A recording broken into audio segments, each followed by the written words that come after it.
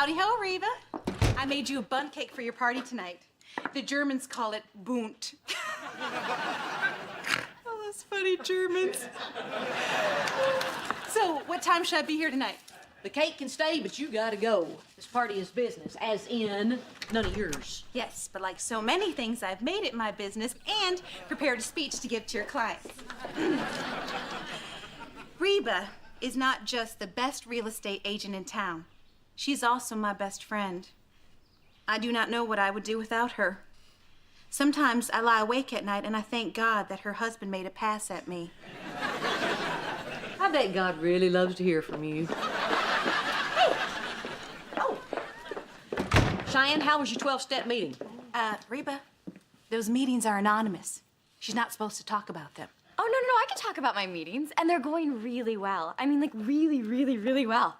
I don't know why, but I don't feel the need to drink at all.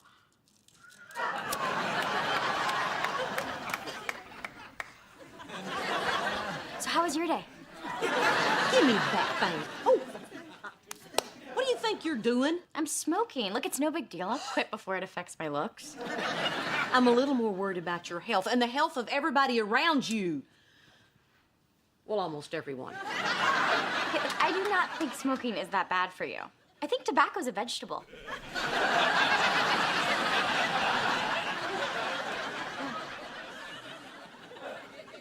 Cheyenne, take it from me.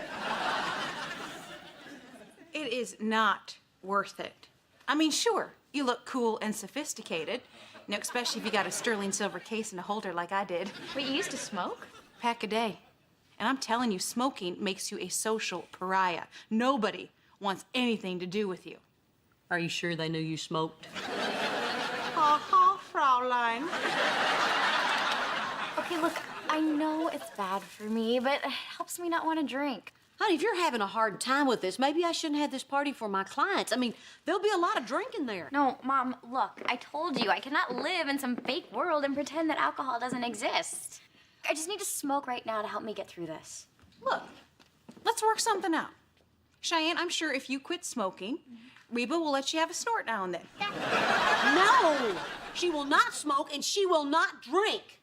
As for you, you can smoke and drink. Go skydiving for all I care. I bet she's the life of Oktoberfest.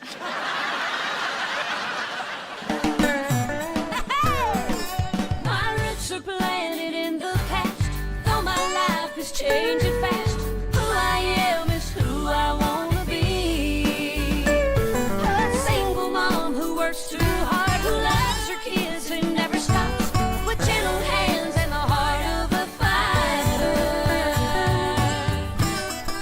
I'm a survivor.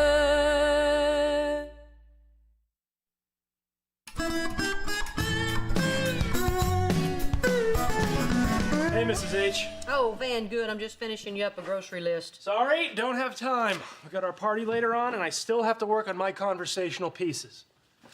Conversational pieces? Hey, it's hard work being witty.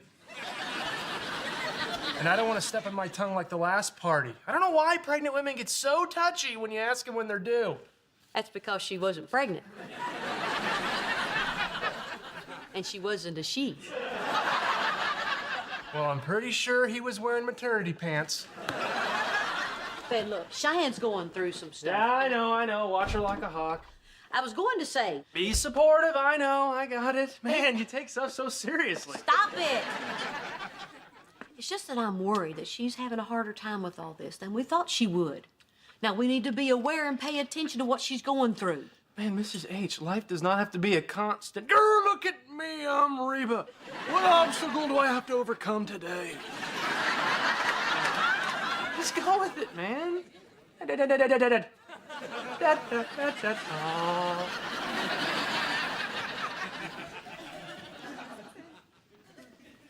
Man, Cheyenne, your mom's got a bug up her nose. She's all over me how I should be watching you like a hawk and what a tough time you're going through. And grrr, I'm Reba. You know how she is. Wait, why are you supposed to be watching me? Was she asking about my drinking again? Yeah, like I don't pay attention. I should have been, look, red. I'm her husband. I got this. I know what she's up to, but I didn't. You know why? Because I'm afraid of her. You know, starting to get on my nerves. I mean, you admit that you have a problem, you take the steps to deal with it, and then all of a sudden everybody treats you like you're a completely different person. You know? Why? Can't everyone realize that I'm just the same old Cheyenne as I always was? Exactly. I realize it because I'm aware. Hey, can I have one of those vitamins? Give me a Wilma and a Dino. You know what? I had a Dino yesterday. Make it a Barney. No, Dan, those vitamins are not for you. Are those chick vitamins? Will I grow boobs? No. Okay, I'm gonna tell you something, but you cannot repeat it. It's called disulfiram. You're right, I can't repeat that. It's a prescription medicine for alcoholics. Makes you violently ill if you drink alcohol. A pill that makes you sick if you drink? Well, doesn't that ruin drinking? Well, that's the point. It's called Booze Away. Oh, cool. Yeah. I know that if I have one of these, I can't have a drink. So why are you hiding them from your mom? Because I don't want her to find out. She's been on my case about everything. She's always snooping around looking for signs of trouble. So promise me, Van, if she asks you as far as you're concerned, those are just vitamins. Got it. Thank you, honey. Have you always smoked?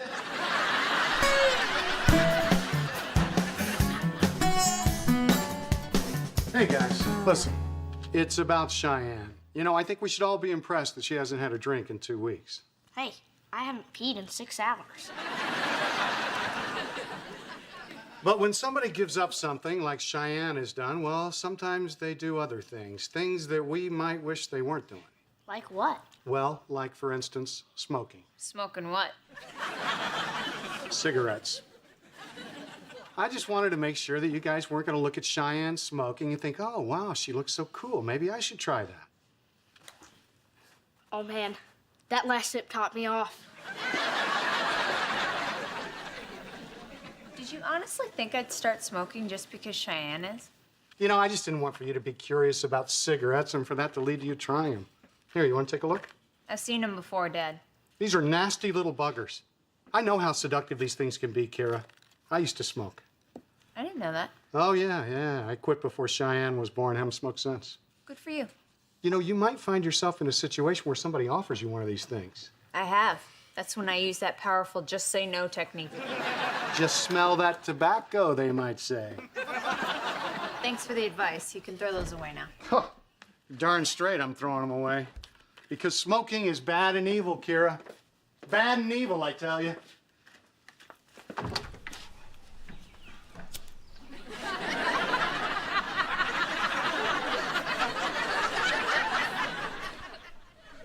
Oh, baby.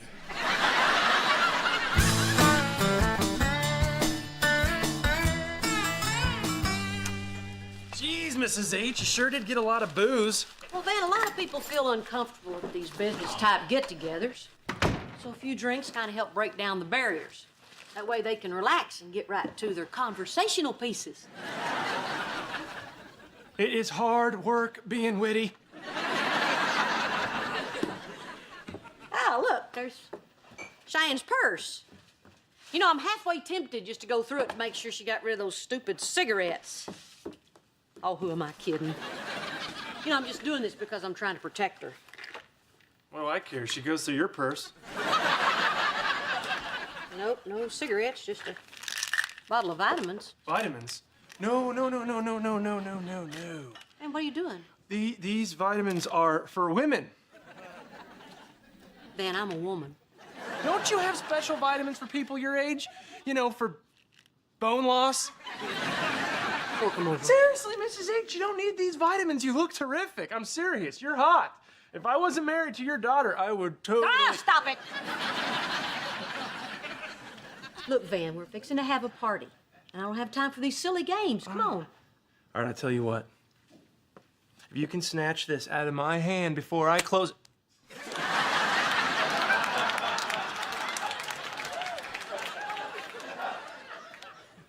Probably won't be needing my conversational pieces.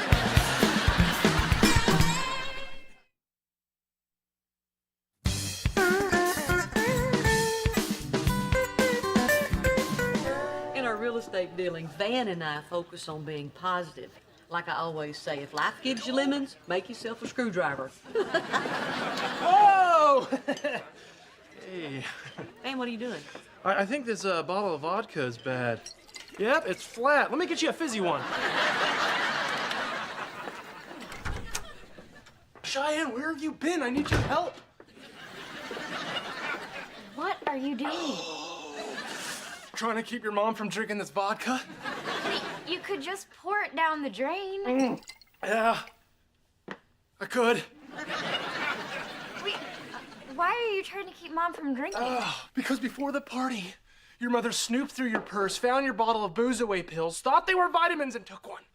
Now, if she takes a drink, she's gonna blow like Mount Rushmore. You have to tell her. Now? In the middle of her big party? I can't pound this whole bottle of vodka. I barely got down the scotch. Van, if I tell her, I'm just gonna get some big old lecture. We'll keep her from drinking, okay? Keep your mom from drinking? Have you even seen her at parties? It's like she's sponsored by Smirnoff. Quick, she's got wine. Go. As I was saying, Van is my son-in-law. And I thought, well, I'll just bring him in to work with me, and he's been doing a really good job. Ah, shoot! Van! Oh my gosh, is that my gum? Here, let me get it out.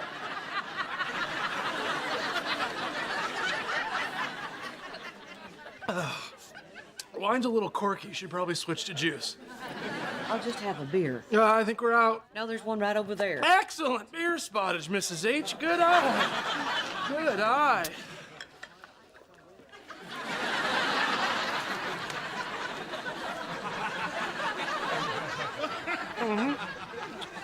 Like I said, we're out. Well, if anybody wants a beer, we can just squeeze Van. If you'll just pardon us just for a second here. Van, what's wrong with you? I'm a little buzzed there, Redster. Look, Mom, we found out that alcoholism is hereditary, which means you could easily get it from me. I appreciate your concern, but I have to give a speech, and I don't have anything to toast with. Just say you like to make a toast, and then hold up a piece of bread. You see, booze doesn't make you charming, humor does. Move. Everyone, pardon me. I'd like to thank you all for coming out today. You know, real estate isn't about houses and land, it's about people. And Van and I feel like our clients are the best darn people in all of Houston. So, cheers. Mrs. H, no!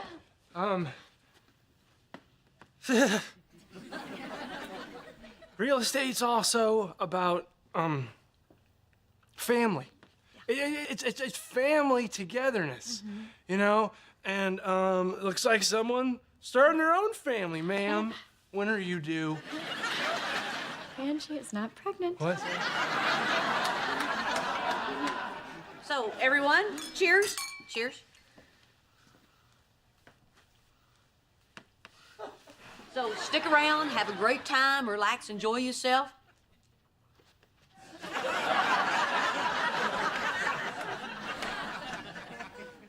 And when you go home tonight, think about who...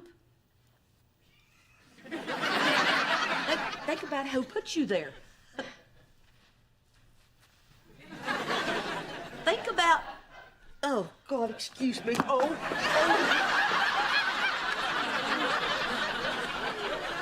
Well, this has given us a lot to think about. Yeah.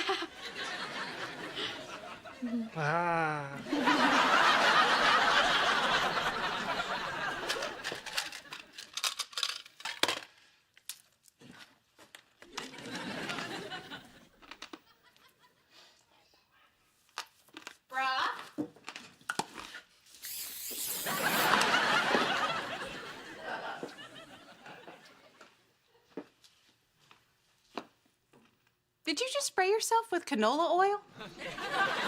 Dolly, what? No, of course not.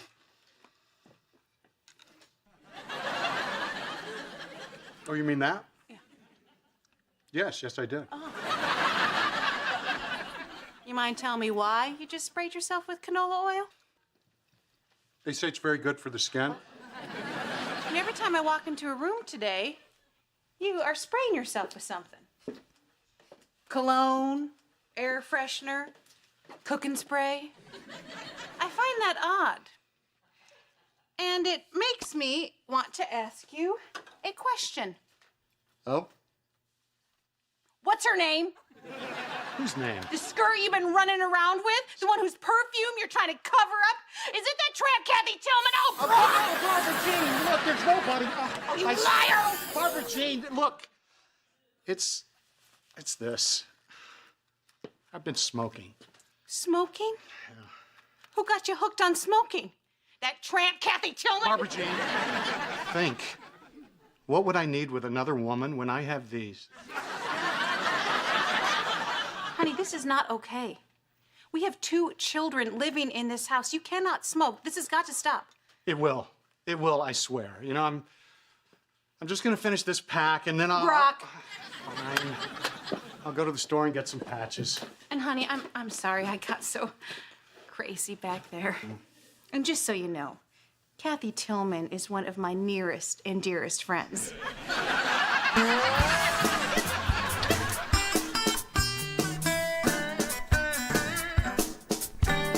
Oh, I'm so embarrassed. Don't worry, Mrs. H. I told everybody you've been drinking all day. Van, your breath is making me nauseous.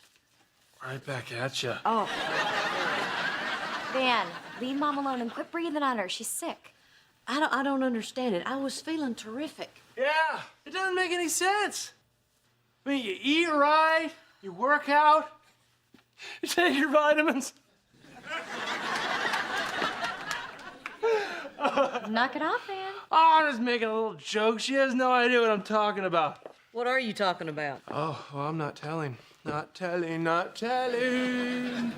Seriously, you'll be mad. Jan, what is he talking about? Tell me right now. All right.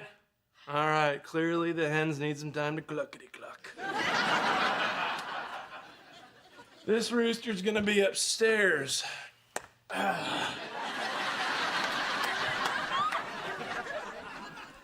What's he talking about? Okay, you're probably not gonna think this is funny now, what with all the vomiting and stuff, but when you feel better, I promise you are gonna see the humor. Step it up, Cheyenne. I'm about to wreck your blouse. Okay. Here's the thing. That vitamin that you took earlier, well, it's not exactly a vitamin. It's called Booze Away, and it makes you sick if you drink alcohol. And I didn't realize how sick, so boy, that is a warning. So you take a pill so you don't drink? What do they think about that down at the meeting? Oh, okay, about the meetings.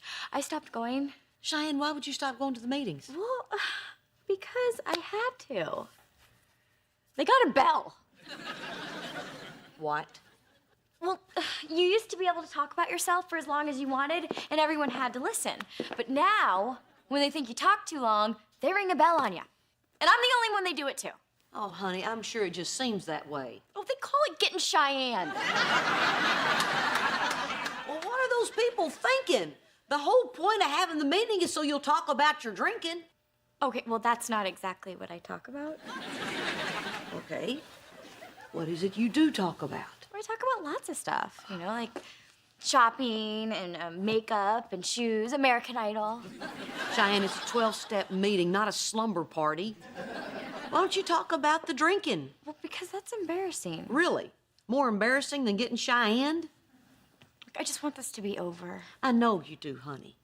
But it's gonna be a struggle and something you're gonna have to deal with for the rest of your life. Well, thanks for the pep talk. I'm through giving you pep talks. You're gonna have to stop taking the easy way out.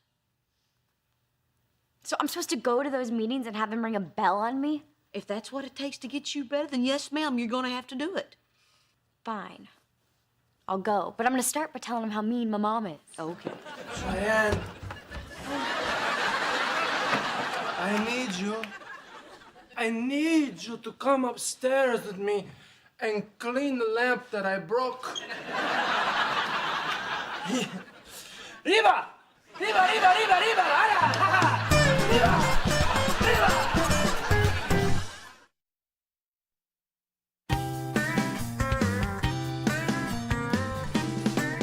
Why is this bed so high?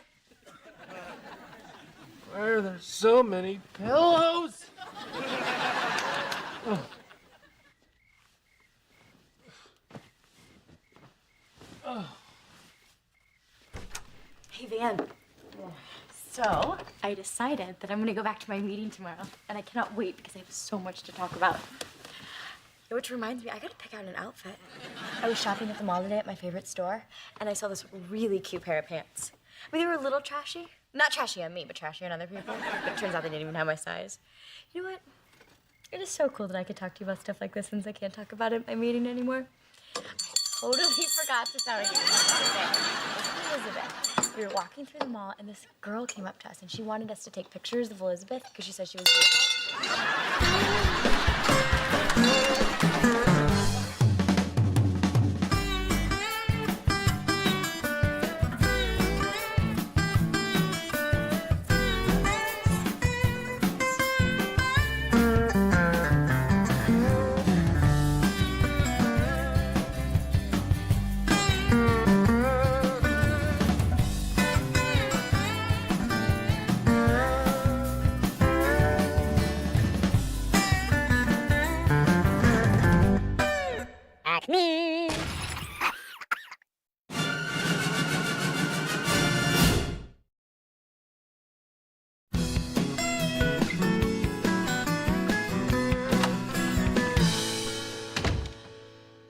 Found you a man. Barb Jean, for the 15th time, I'm not dating your grandpa. You missed the boat. He ran off with his day nurse. Well, not so much ran as...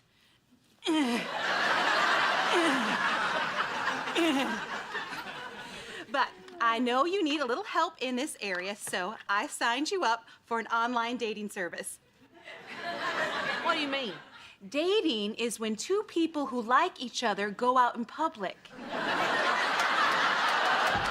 Yeah, and they're called a latte because they cost a lot. Van, when you asked me to watch Elizabeth while you went to the store to get her some orange juice, I didn't think you meant in Florida.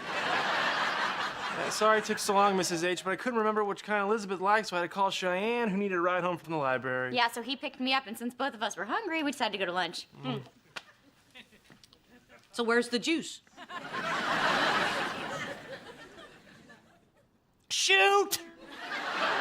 Can you watch Elizabeth while I run to the store to get the juice? Oh, you might want to get some aspirin for yourself. Why do I need aspirin? Guys, will you please tell Miss 19th Century here that online dating is a great way to meet compatible men? I'll tell him to wear a helmet. Reba, at least take a look at who the computer picked for you. I mean, one of these guys could be your soulmate. I mean, what about Steve, the mortician?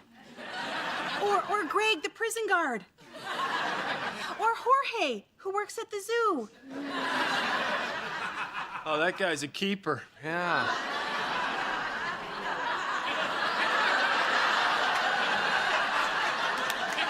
Zookeeper! Okay, yeah. You know, Mom, maybe you should date. It might put you in a better mood.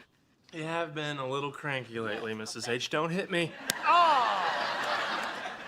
Did you ever stop to think that I wouldn't be so cranky if I didn't have 5 loads of laundry, babysitting job, and dishes to wash?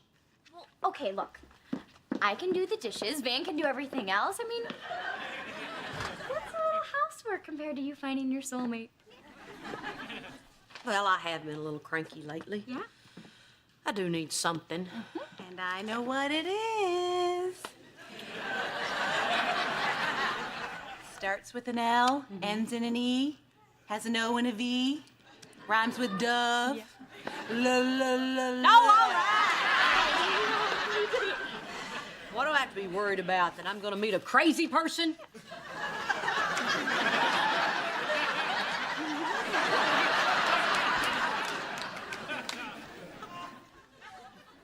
Love!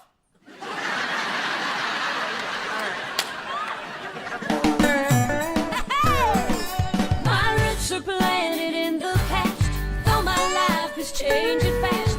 Who I am is who I wanna be. A single mom who works too hard, who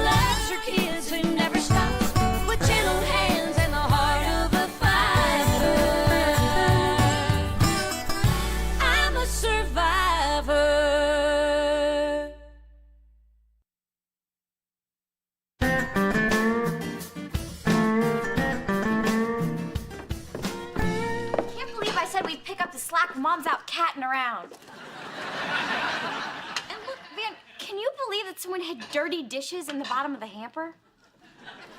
Jake. That little scamp. Knock, knock. Is your mom back from her coffee date yet? Oh, yeah, she's back. I'm just preparing for surgery. I don't see why they had to go out for coffee. I mean, that's what she and I do together. But I'm okay, you know, because if this guy works out, it'll mean that I set Reba up with the love of her life.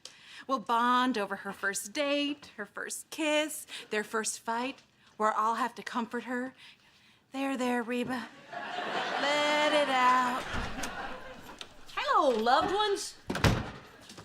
Barb Jean. So, how did it go? Well, I have to say that was one of the best afternoons I've had in a long time. Real happy for you, Mrs. H, but Cheyenne and I are going to the movies. So, trash needs to be taken out. Dishes are in the hamper. See ya. Whoa. Hang on, you didn't let me finish. He also asked me out for dinner tonight, so you guys will have to stay in. What? This is so unfair. You know what, after I've done today, I'm not cooking dinner. Believe me, Cheyenne, nobody wants that. Well, seeing as I played Cupid on this one, when do I get to meet Mr. Wonderful? Didn't I already set you up with a man?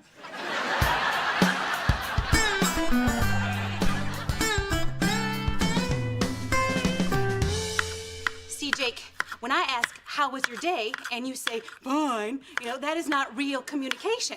I mean, friends talk to each other, you know, even after they've made new friends. Though something I wish your mother knew. Now, I have told you the story about how I got fired from a llama ranch because I sang to the animals, okay? Now, the least you could do is just tell me one lousy thing about your day. Reba? Oh, crap. Let me guess. Reba's out on a date again. Mm-hmm. Yeah. Third night this week. Please send me home. Sorry, buddy. I'm sure your mom will be back soon. Listen, why don't you go hang out with Henry? Honey, I'm worried about that boy. Being abandoned by his mother is causing him to shut down emotionally. Oh, come on, Barbara Jean. You made him watch your DVD of The Way We Were 3 times. He's not shutting down, he's playing dead.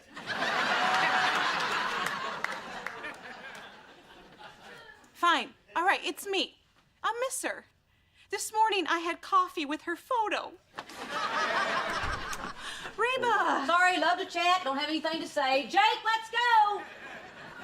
So, Reba, how was your date with this so-called really great guy? Oh, wonderful. We had dinner and caught an early movie. Reba, you need to slow down. This is just happening too fast. You need to see other people. I'm available. No, I'm not going to slow down or see other people. As hard as it is to believe, I have found someone wonderful. Someone who appreciates me. Someone I think I could spend the rest of my life with. As a matter of fact, I think I'm in love. It's about time. Don't you know they're in here talking to me?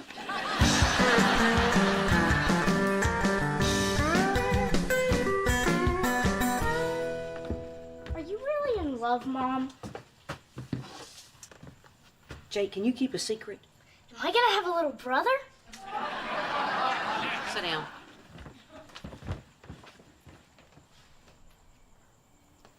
Jake, I'm not in love. I'm not even seeing anybody. I'm just pretending to go out on these dates so I can have a little alone time for me. You know, take a break from the loony bin. I hear you. Dad and I didn't really join the Scouts.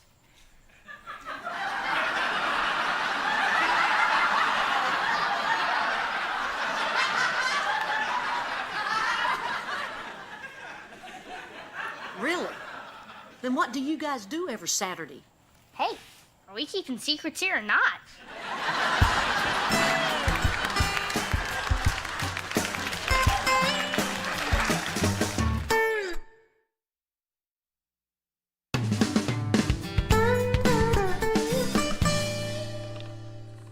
All right, fine, Jake, but you're missing out on a whole lot of fun. What are you yelling about? I was trying to pull that old Tom Sawyer paint the fence trick, telling him folding laundry's fun, but he's no idiot.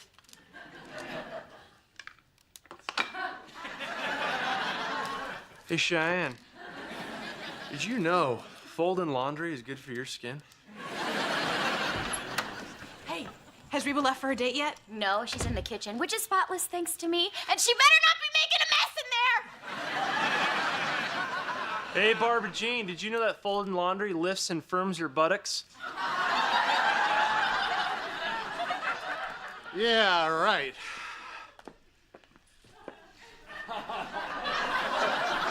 So,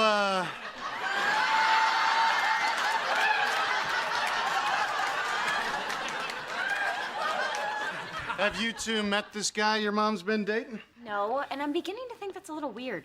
Yeah, well, for one, I'm not gonna trust this guy until he comes to the house, meets the family, and starts picking up his share of the chores around here. This is just so ridiculous. You know, I can give her everything a man can.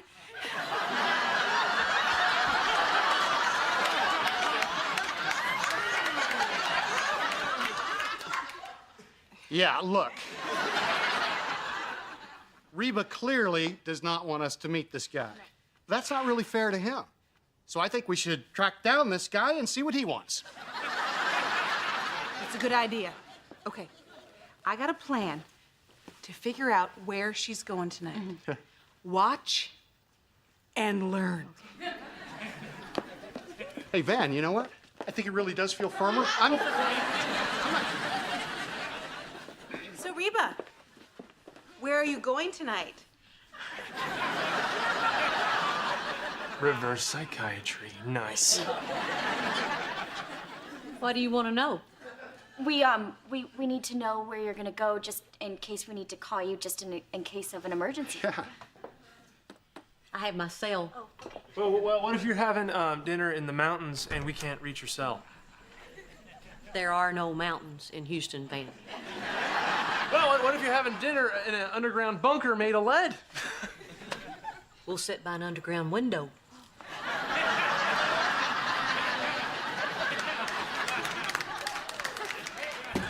She's got an answer for everything. Okay, plan B. Here's what we do. Yeah. We call her cell, we record the background noise, we have it analyzed by a restaurant sound expert. Bam, we got him. Let's do it. Hello? Yeah? Yes. Hi. Yes, thank you very much. That was Petit Jacques calling to confirm Mom's dinner reservation tonight. Oh. Okay, here's what we do. Okay. We call Petit Jacques, who record the background noise. We have it analyzed by a restaurant. Get in the car. sound- Hey, Jake, can you tell Kira to watch Elizabeth for a little bit? Sure, she gets $50 an hour. What? No way. $7 an hour and she could talk on the phone to the other witches in the coven. Cheyenne, we don't need to negotiate with him. He's tiny and I can throw him. I speak for Kira, and the price just went to $60. Want to throw me now, Van?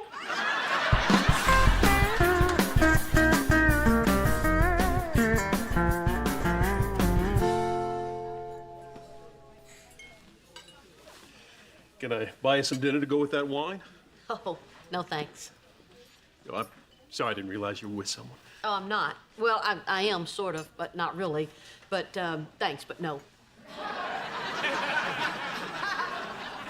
Something tells me you're gonna have a hard time deciding on an entree.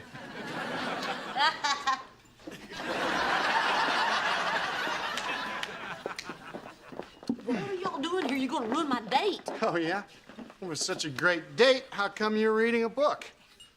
Oh, Lord, he's a writer. That's right, he's a writer. Oh, Reba, I see through your facade. Your date stood you up. What kind of a guy has a chance to be with you and then leaves you?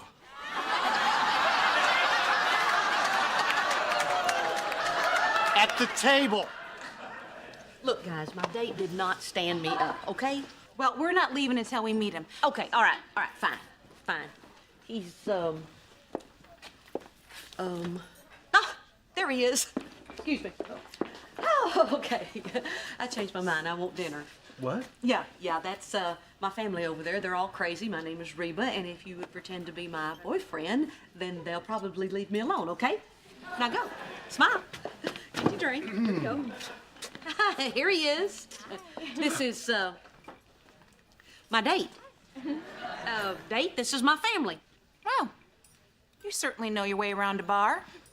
Thanks for taking the 12 steps over here.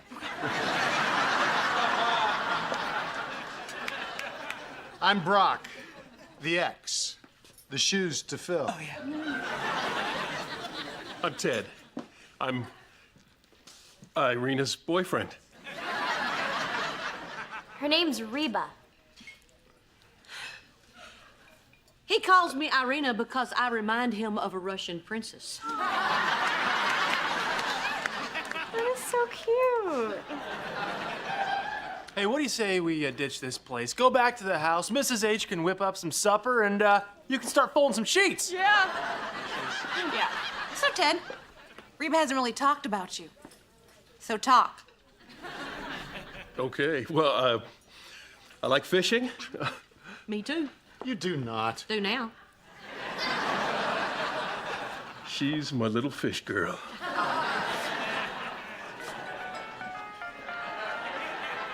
Oh, that's me. Yellow.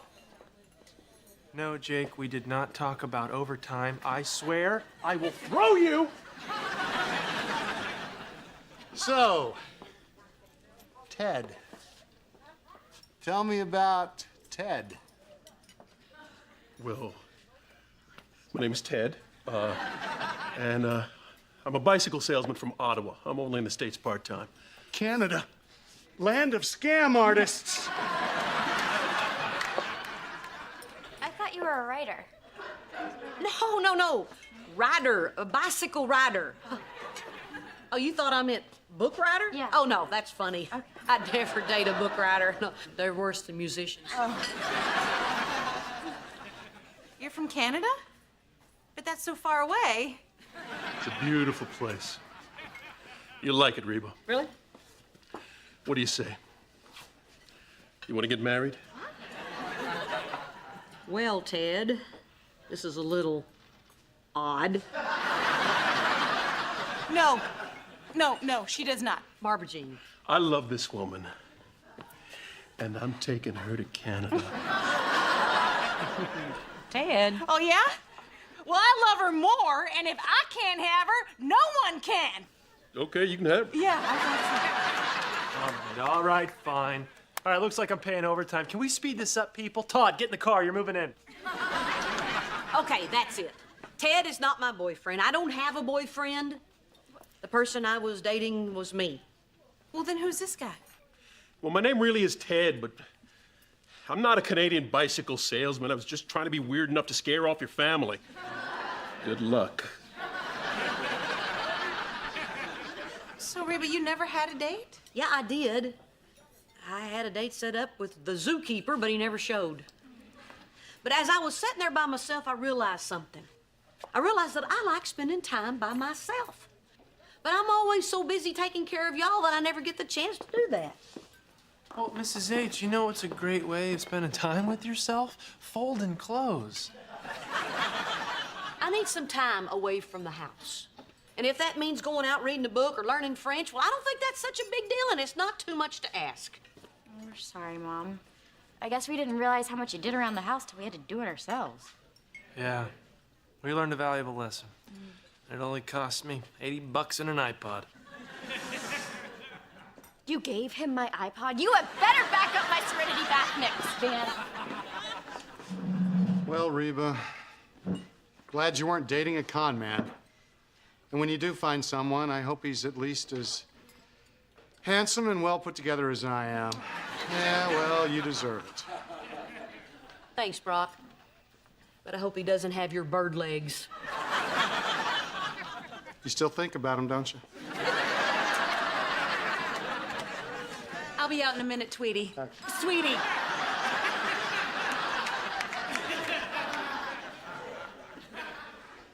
Look, Reba, I'm really sorry that we all came down here tonight to ruin your date. I learned something about myself that I don't like very much. Turns out, I would rather you were unhappy and all mine than happy with somebody else. Does that make me a bad person? Oh, Barb Jean. Of course it does. It's just that I know that someday you're gonna meet someone special, and I'm just gonna have to find a way to deal with the loss of my best friend. You know, Barb Jean, I realized something a long time ago. No matter where I go or who I meet, or how many times I change my phone number, you'll hunt me down like a dog.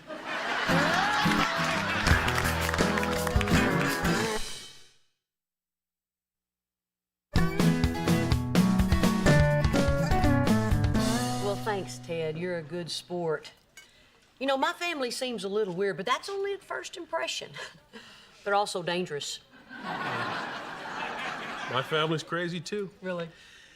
But after meeting yours, I think I'll call mine. Hey, by the way, what do you do for a living? I'm a musician.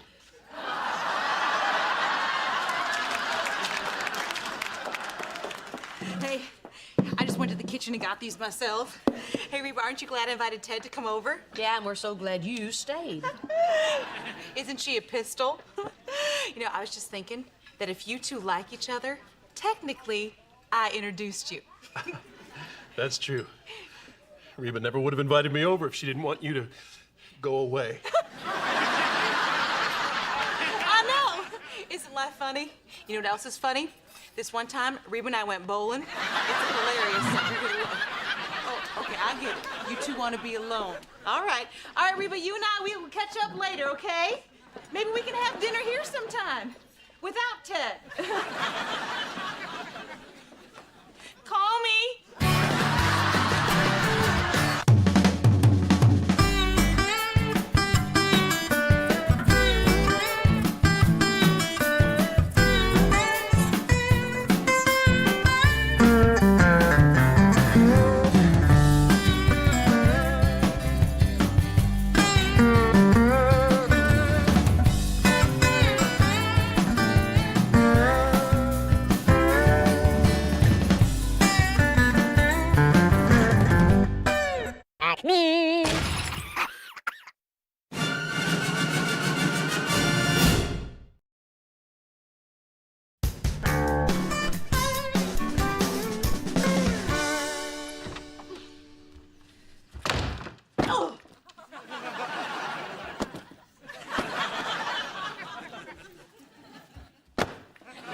So, how was your day?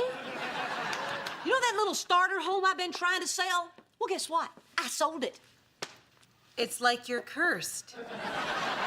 Yeah, isn't selling houses what you're supposed to do? The buyer was another real estate agent from my firm. He's gonna flip it. One of my brothers flips houses. He buys low and sells high. He has made a fortune. My other brother flipped his pickup. He's made a fortune pretending he has whiplash. This is the third time he's done this to me. David Davids. Guy who's not creative enough to have two different names is making a fortune off of me. He's already made 50 grand. 50 grand? Well, Reba, excuse me for pointing out what should be obvious, but there's a simple way to keep this from happening. Instead of being the flippee, you should be the flipper. Yeah, Mom, you should totally do that. Do you think I'm so stupid that I hadn't already thought of that? I've already thought of that.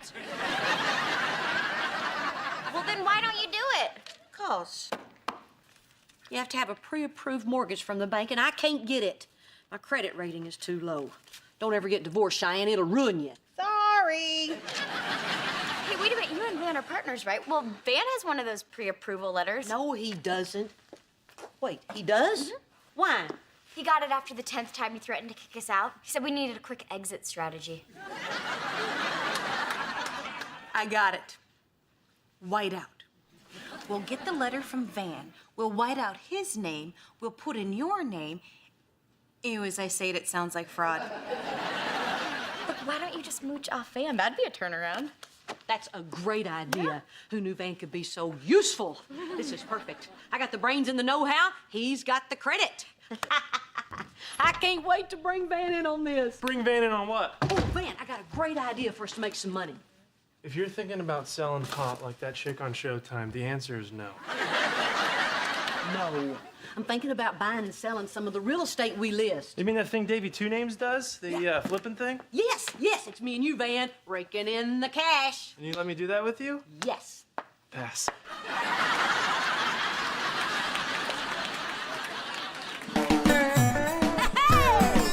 My roots are planted in the past, though my life is changing fast. Who I am is who I wanna be. A single mom who works too hard, who loves her kids and never stops, with gentle hands and the heart of a fighter. I'm a survivor.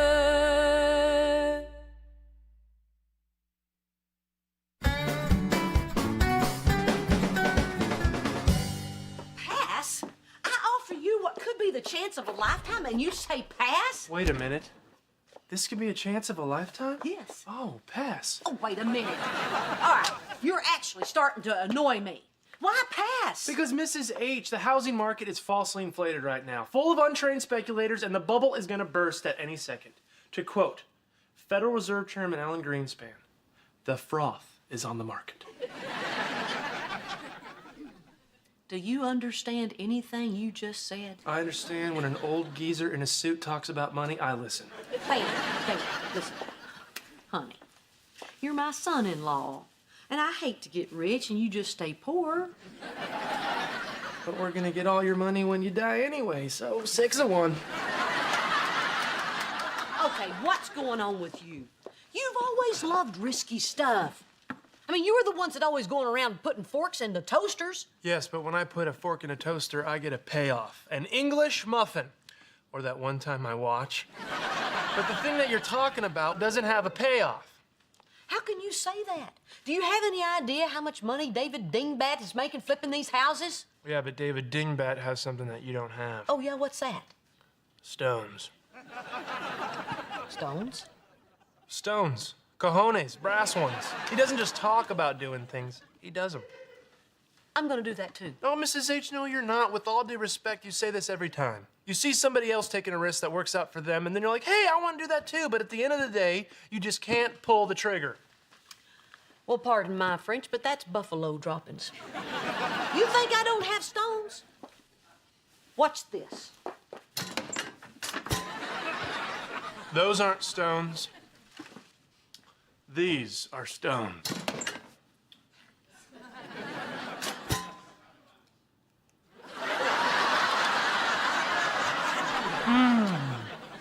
Coffee ground with a hint of eggshell. You're wrong about me, Van. And to prove it, I guarantee you that I will buy a house to flip within the week. You're serious? 1 week? 1 week, I promise. All right, deal. 1 week or 7 days, whichever comes first. No problem. I'll get us a house before you can say I wished I hadn't eaten that garbage banana.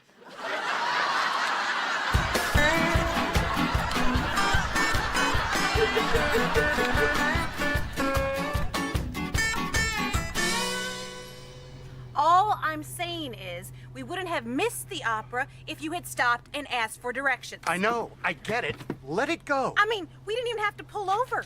We've got this stupid Econo Star. All we have to do is push a button and a person comes on to help you. Watch how easy. Whoa, be careful. Every time you push that thing, it costs like $2. Plus tax. It's a total ripoff. Yeah, well, the tickets to the opera cost $65 each, and we missed the show. 65? You told me you won those tickets on a radio show. Oh, get real, Brock. What radio station gives away opera tickets? K-Lame? I bought them because the opera is far away, and I thought we could talk in the car. Well, I can't talk when I'm lost, woman. Well, when can you talk? You never want to talk when you come home from work. Yeah, because I'm a dentist. I talk all day long. My patients have mouths full of equipment. All they can do is blink and go. Yeah, well, I'm home all day with our 3-year-old, and passes as good conversation. I'm just trying to tell you, I need some adult entertainment.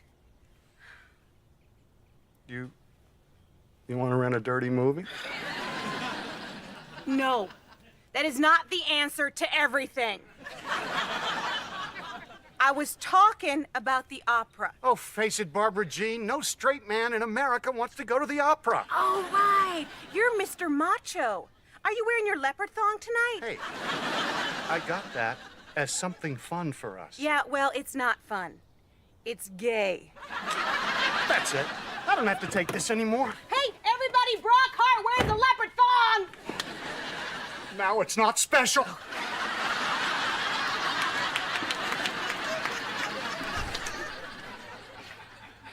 You're right, you know. Is that God? Do you want me to build something? No, you pushed the call button. I've been listening the whole time. My name's Hal. Well, hi, Hal. I'm Barbara Jean. You sound cute. Really? Totally. Oh. I'll talk to you. I'm not a dentist. So tell me about yourself. Well, I was born in a tiny town called Friendly, Texas. My daddy always said that's probably why you're so friendly. Of course, then my older sister, Lori Ann, would always say, well, then she should have been born in annoying Texas. And I just told her, well, I guess that means you were born in butt ugly Texas. I didn't really say that. I just thought of that now. You're funny. Oh, I think so. Hey, honey. Hey, Mom. Did you find a house today? No, why you ask me that? Because this morning you said, today's the day I'm gonna find a house. Well, I lied. Just like I've lied for the last 7 days. Your mama's nothing but a big old red-headed liar. Well, howdy, partner. Your week is up. What do you got for me? Okay. First of all, I want you to know that I put a lot of effort into this. I looked at 50 houses, ran comps on all of them, talked to the neighbors, saw their dogs and their cats. You got nothing, right? Zilch! You're telling me out of 50 houses, you could make money on any of them? Nah, not many. How many? I don't know. 30? I'm sorry, Van. You're right. I got no stones. Stones? Stones, kahunas, brass things. I don't know what's wrong with me. Why do I always look at the glass as half empty? Well, I don't know if it's too late to call the caterer and cancel your pity party, Mrs. H, but your stoneless condition has not stopped us. What are you talking about? I bought a house. You bought a house without me? Well, gee, why is that? I had to move fast. There were 15 other offers on it, and I was the only one willing to take it as is. You bought a house as is? No. We bought a house as is. Now, if you excuse me, I'm gonna go dig through the garbage for something to eat. Brass ones.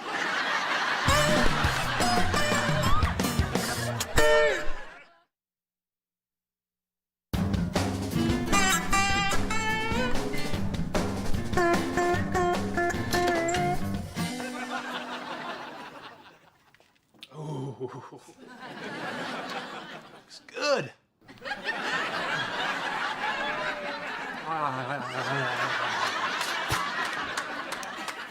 Now this little experiment is over. Van, how could you use our money and buy a house that hasn't been inspected? Because the monkey doesn't get the cheese unless he swings from the tree. What's that supposed to mean? It means you snooze, you lose. No risk, no reward. You take a chance, you get to dance. I got a bunch of these. Van, nobody buys a house without it being inspected. There's so many things that can go wrong.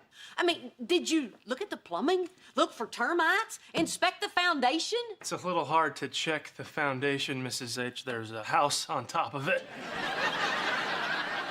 Look, tomorrow we'll go check it out. We'll have it inspected. Maybe it'll be in great shape. And what if it's not? Well, that's unfortunate because we own it. How's everything with you? Did you ever find your garlic press? It was in with the spatulas. Told you. I know, you did. You did. It's like you know me. Hey. Gosh. Oh. Why are you sitting out in the car again, Barbara Jean? Me? Yeah. I was listening to the traffic report. Oh, how come? You going somewhere? No. Yeah. Well, I was planning to, but the traffic is terrible. There was this horrible accident on Fair Oaks Avenue. Oh, that's awful. Yeah. Why were you laughing? Because it was a funny accident. I see. Yeah, well, if the comedy show's over, why don't you come inside? I made us dinner. What? You made me dinner? Well, it's nothing fancy. It's just spaghetti and meatballs for us, a little noodle-roni for Henry. Yeah, I thought maybe we could hang out and talk. You know, like you wanted.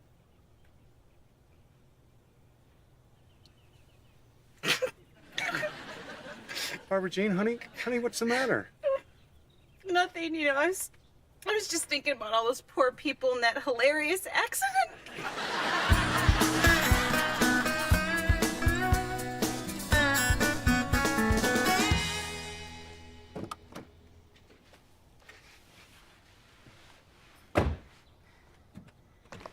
Hal? Well, finally, what happened before? Shh. Don't speak, Hal. Just listen. I don't feel right about this. I mean, I know we've only talked a few times by satellite, but I am married, and I feel like I should be sharing with my husband. This isn't right. I'm gonna have to call it off. Call it off? You're going to throw everything away?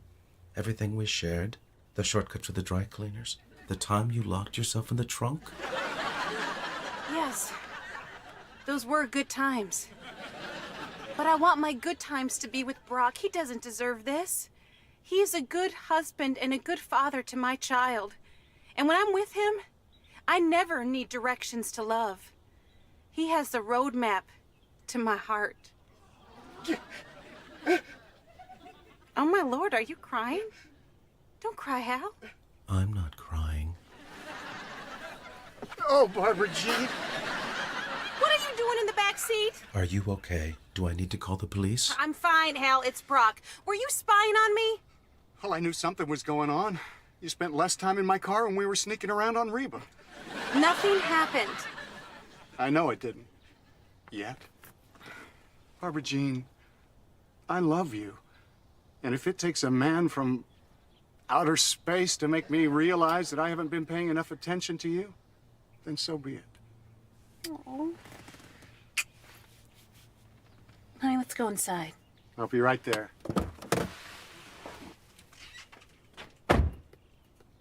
Okay, listen up, Hal. You keep your ears off my wife, or else. Or else what?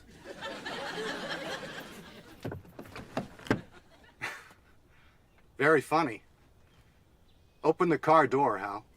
I can't do that, Dave. It's Brock. Open the door. So tell me, Dave, do you get along with your neighbors?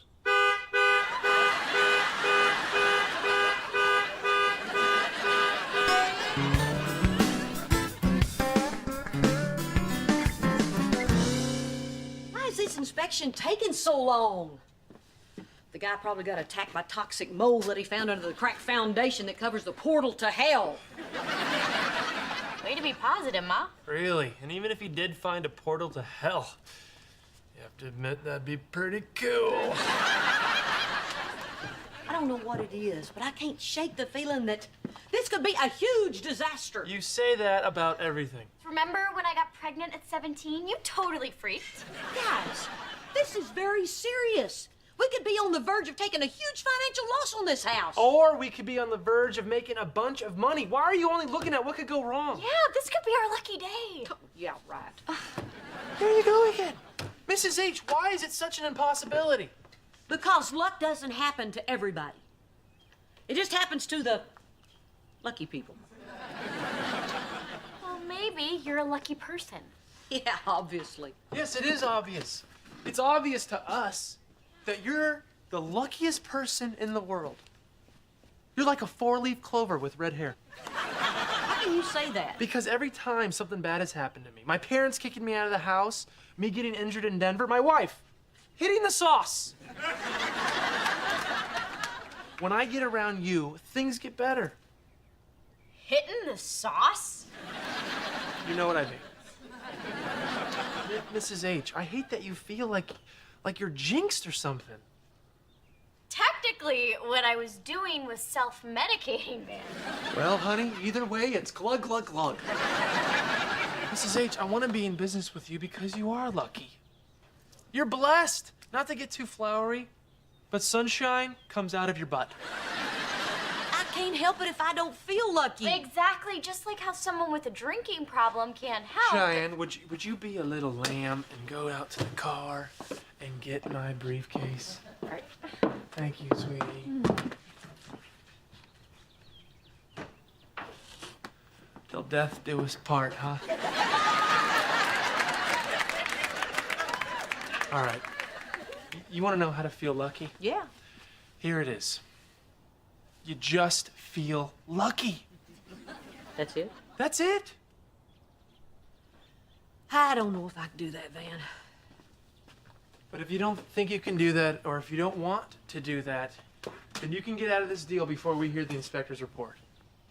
Okay, all done. Wait, don't say anything yet. Mrs. H, if you're out, you're out. But if you're in, you have to believe in yourself. Can you do that? Can you believe that you're lucky? Come on, give me a little moonshine. Okay, I'm in. All right, yes. So, what's the verdict? The house is a dump. Van! I'm just kidding. Nobody ever likes that joke. The house is great. You're good to go. Thank you. Van, you hear that? The house is great. Huh? We're good to go. How about those brass things, huh? Pretty smart to have this done twice, Van. Twice? What do you mean twice? I inspected the house last week before Van bought it. It's very smart. You don't want to leave it up to luck, right? You already had the house inspected. Oh, yeah, Mrs. H. Not an idiot. Well, what about that whole lucky thing? This doesn't prove that I'm lucky. Sure it does. You didn't know the house was fine when you stayed in. That makes you lucky. You mean you set this whole thing up just to force me to believe in myself? Yes, because I believe in you. You are one sweet kid, Van. Like a big cube of sugar. So I guess you kind of played me, didn't you? Oh, like a fiddle. Well, let me ask you something, Ben. You feel lucky right now? Well, maybe not so much. Oh!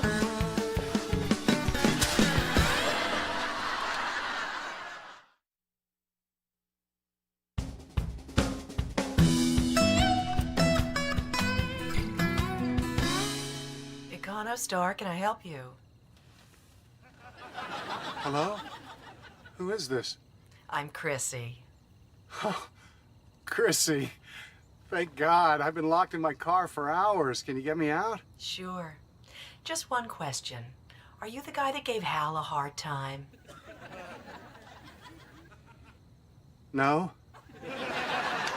Liar.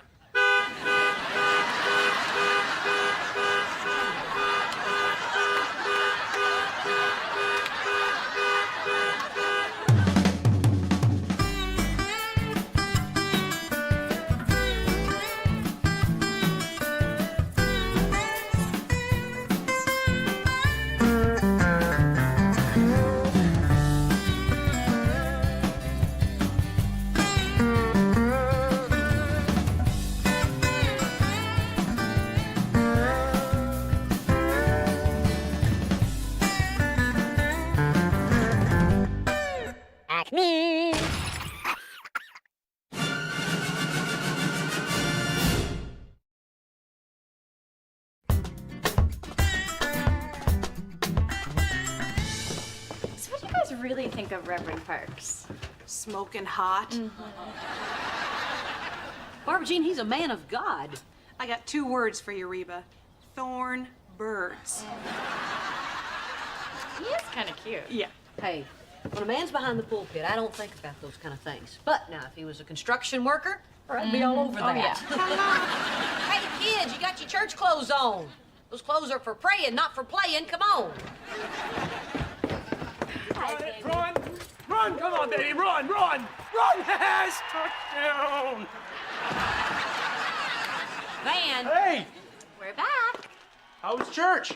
Fine. How was Cindy? Awesome. Hey, Elizabeth, that's a pretty dress. Yeah, and she only pulled it over her head 3 times. Come on, Elizabeth, let's go get washed up for lunch. Come on, honey. Come on, children. Van, we have a problem. I know. The Texans got no running game. Show him. Elizabeth drew this picture today at Sunday school. It's her family at church. Notice something missing, Van? Perspective and subtle shading. You, Van, you're missing. Oh, well, maybe that orange smudge is supposed to be me. Face it, Cheyenne. She's not very good. Van, you shouldn't be sitting and drinking beer on Sunday while your daughter is in church. You really shouldn't. It's not good. It's not right. It's bad. Okay. Okay, how many wives do I have? Why is everybody bothering me? Mr. H spent the morning drinking beer and watching football, too. At Hooters. Honey, don't you listen to your silly hat-wearing Uncle Van. Come on, sweetie. You know Daddy spent the morning doing dental work for the poor, just like Jesus would have done if he'd gone to dental school.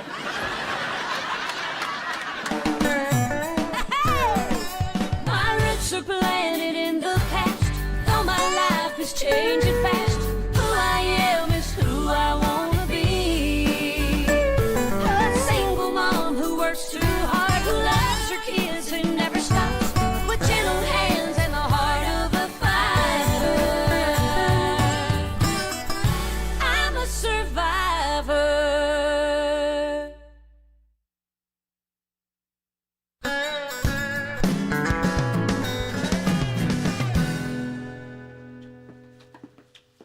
Mom, can I ask you a question about the Bible? Sure, honey. Can a brother and sister marry?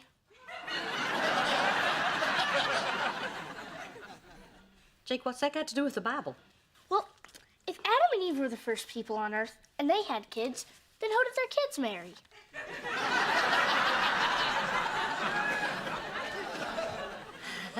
Jake, why don't we leave that question for your Sunday school teacher, okay? Okay. But if she didn't know this week, I don't know why she'd know next week.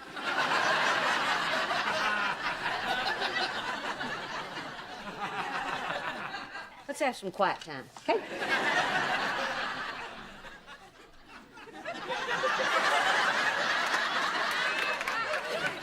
Okay, Van, put this on and get in the car. Ooh, are we spicing up our love life? No. We're going to church. On a Wednesday night? What is this, Christmas Eve?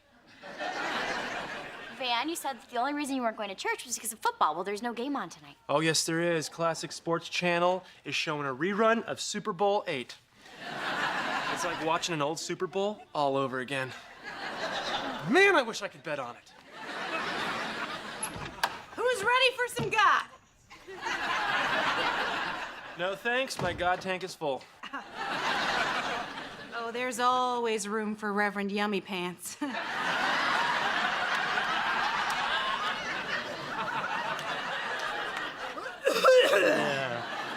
Mr. H, good, a man.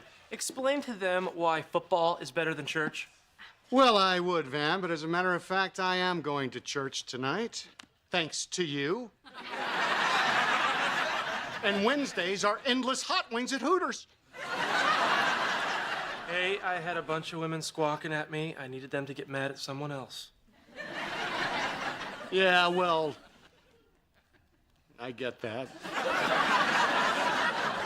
Mom, Van is still refusing to go to church. Make him go. Well, I don't think it's right to force somebody to go if they don't want to go. Oh, you're wrong, Reba. My daddy used to force my brother to go, and now he's the most God-fearing, church-going person in prison.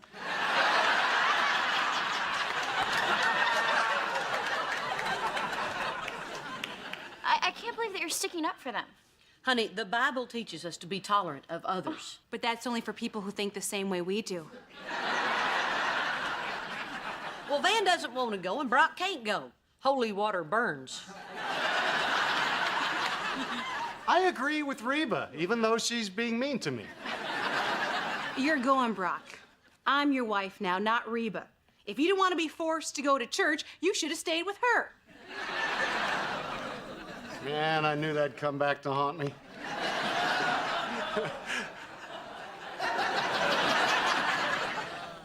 I'll go get the car. Look, Van, ever since I accidentally got pregnant, you and I talked about from that moment on, we were gonna be good parents. And part of that is going to church. Just think of it like we're cops, all right? Good parent, bad parent.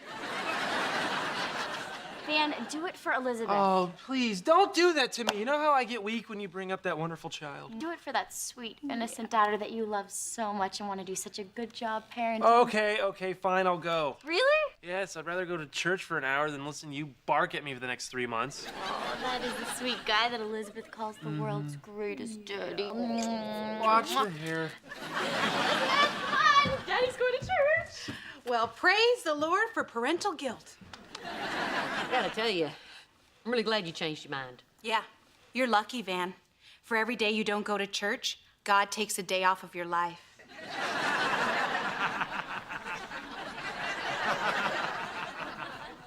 I think you're thinking about cigarettes. But who knows? You might learn something. Yeah, well, I doubt it. Oh, come on, Van. It's just a couple of hours and you'll be doing a good thing. Look, I said I'll go. I don't have to be happy about it. Van, what is it about going to church that's so bad? You don't want to know. Yeah, I do. Well, I don't want to tell you. Why not? Because I don't believe in God. He's just joking.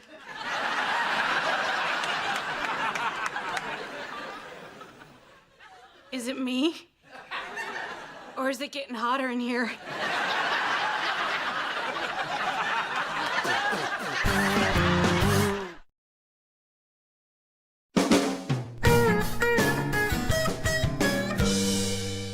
Van, we need to talk. I've already said what I have to say. Good, because when I said we talk, I meant you listen.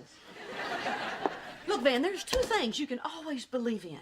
One is God, and the other thing is, if you ever say anything like that again, I will put you in the ground. I knew it. I knew you wouldn't be able to accept this. Of course I can't accept this. Van, if you don't believe, why do you watch Davy and Goliath every Saturday morning? Because it's funny. Especially when he says, "Hachi, Davy." Stop it. You will not be joking around about this. This is a God-fearing house, so start fearing. Mrs. H, you cannot tell me how to think. They're my thoughts, and I might not have them often, but I know I'm allowed to have them. We're talking about my soul here, not yours. Yeah, but your soul lives in my house, and I don't want it to get struck by lightning. A minute ago, you were all acceptance and tolerance. You're only tolerant if I think the same way you do. You're acting just like Barbara Jean said. You're comparing me to Barbara Jean? Oh, you are tempting fate, buddy. Reba, I hope you don't mind, but I was just looking through my Bible for a passage that might help Van, and I think I found it.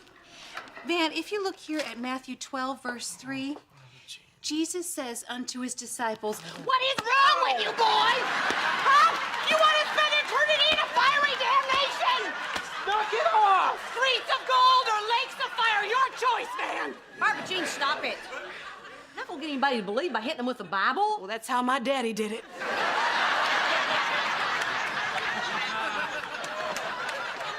Listen, I'm sorry this upsets everyone, but this is how I feel. Van, what happened to you?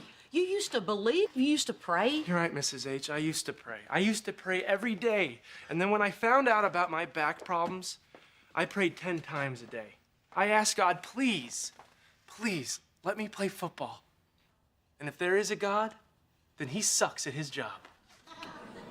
Okay, that does it. Get in the car. Is this the part where you're gonna put me in the ground? No, this is the part where you're gonna go speak to the minister, and if that doesn't work, then I'm gonna put you in the ground. Now get in the car. It is definitely getting hotter in Get here. in the car!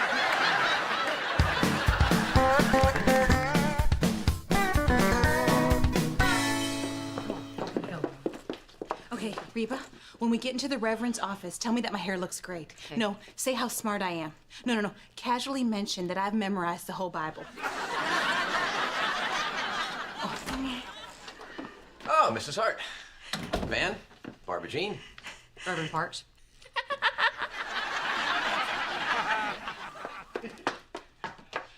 I should really make sure she's okay. Let's go.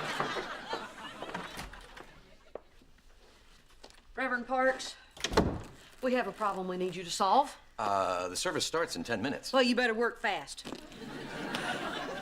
Van doesn't believe in God. Go. Ah, speed converting. Time me. Okay, Van, first of all, are you here of your own free will and volition? If volition means a threat of violence, then yes. You're free to go. Thank you, Reverend Yummy Pants. What are you doing? The boy doesn't believe in God. That's the least of my worries. What does Reverend Yummy Pants mean? He's lost his way. You gotta do something. I've done everything I can think of, and Barbara Jean even hit him. Barbara Jean? She seems so nice. She sent me a copy of The Thornbirds. I think Van really does believe, but he's just going through a crisis right now. I think that he's a little bit mad at God because he hadn't been having his prayers answered. Well, that sounds like a pretty decent reason. Not having your prayers answered is a bad reason.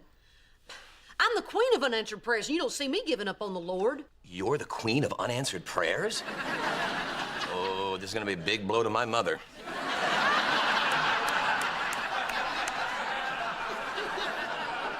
Would you stop it? I'm here for guidance. Oh, you're here for guidance.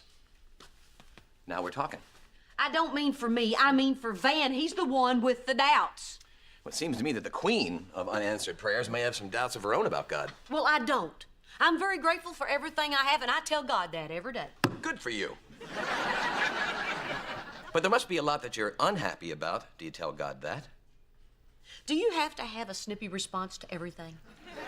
I'm not trying to be flip. It just seems that everybody, at some point or another, would have their faith tested. It's human. Well, I'm not. I mean, I've never. Not just a little. No, and I don't want to talk about it. I'm here to talk about Van. A lot of times, people come in here to talk about their friends, but they really want to talk about themselves. And if that's you, I'm a really good listener. All I want to do is help Van. Fair enough. Mrs. Hart, people who come to church are only helped if they want to be. So if Van wants to talk to someone, please let him know my door is always open. I think that takes care of everything. So that's it? Goodbye? That's it. Thanks for nothing.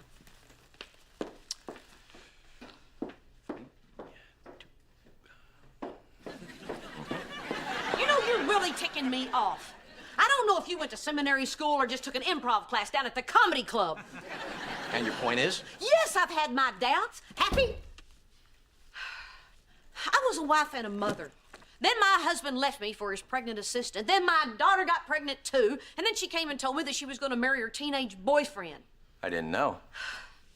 I knew what my life was. And then one day it all vanished. I prayed and I prayed and I prayed. And then one day I just stopped. Why don't you tell Van this? Because I'm ashamed that I felt that way. Reba, calm down. God is a big boy. He can handle it when people react normally, when life roughs them up a little bit. But I can't tell Van to believe in him, and neither can you. But you can tell him that you know someone who's felt the same way. Well, Reverend Yummy Pants. You're beginning to sound a little bit like a minister. Well, I do impressions. Can I ask you one more question? Of course you can. Can a brother and a sister marry?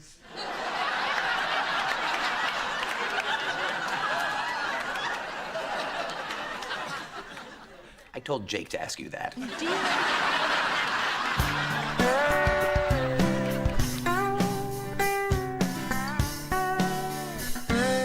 I still don't understand. How did Van get a letter from the minister excusing him from church? God works in mysterious ways, Cheyenne. Well, you're gonna start going after football season ends, right? Well, let's just see how preseason hockey goes. Bye, Elizabeth.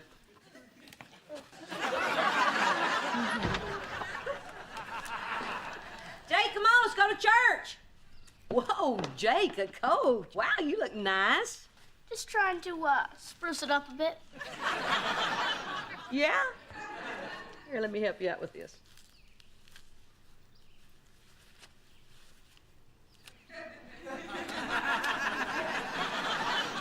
You are not taking a Game Boy to church.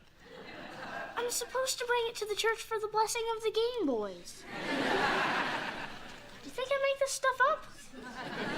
Okay, but you're gonna leave it in the car when we get there. Fine. But I'm playing it in my head.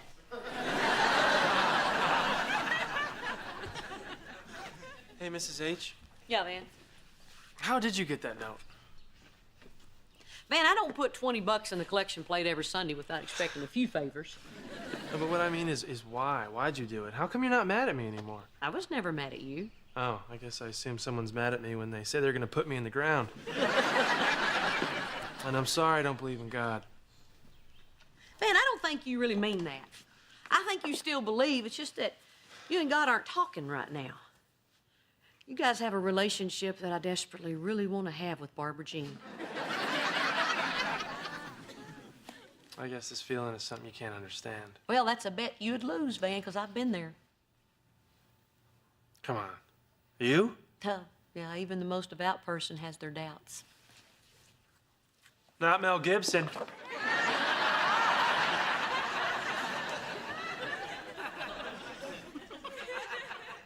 Yes, Van, even Mel Gibson. But you know what I learned through all this? I learned that God waits on us. He waited for me when I was mad at him.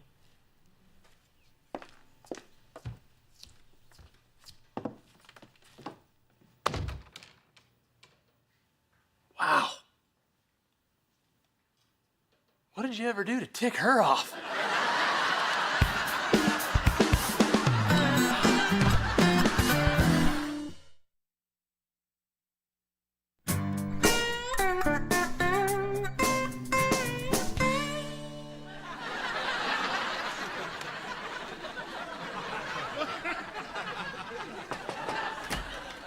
Reverend Park? Oh, Barbara Jean, hi.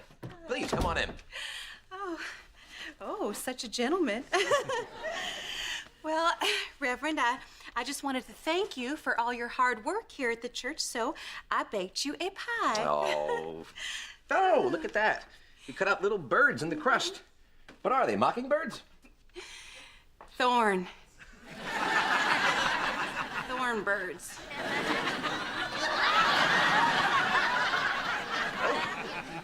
So, what can I do for you today? Well, Reverend, I wanted to talk to you about a friend. Okay. See, this friend is married and would never do anything to betray her husband. She also has this best friend, the former wife of said husband, and she would never do anything to betray her as well. Well, except steal her man, but that was a long time ago. And Barbara Jean, I too have a story that I would like to share.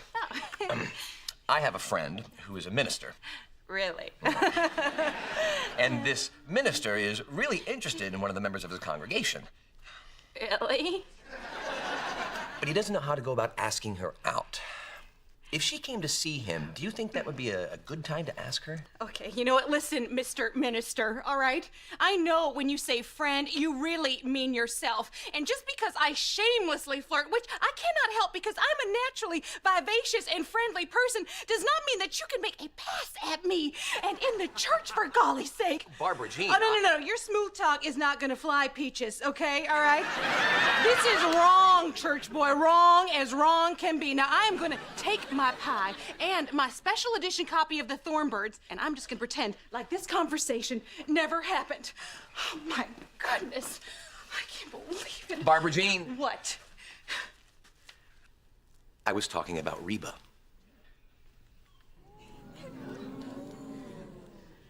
Huh. Of course you were. You have to say that because I'm taken. See you Sunday.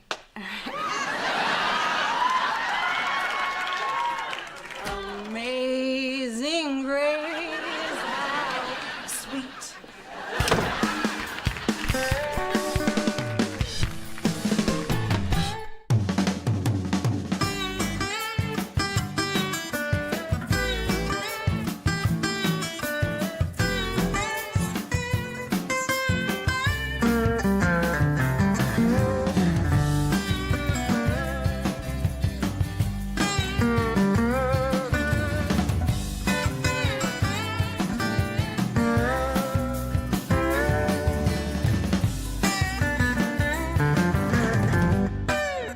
It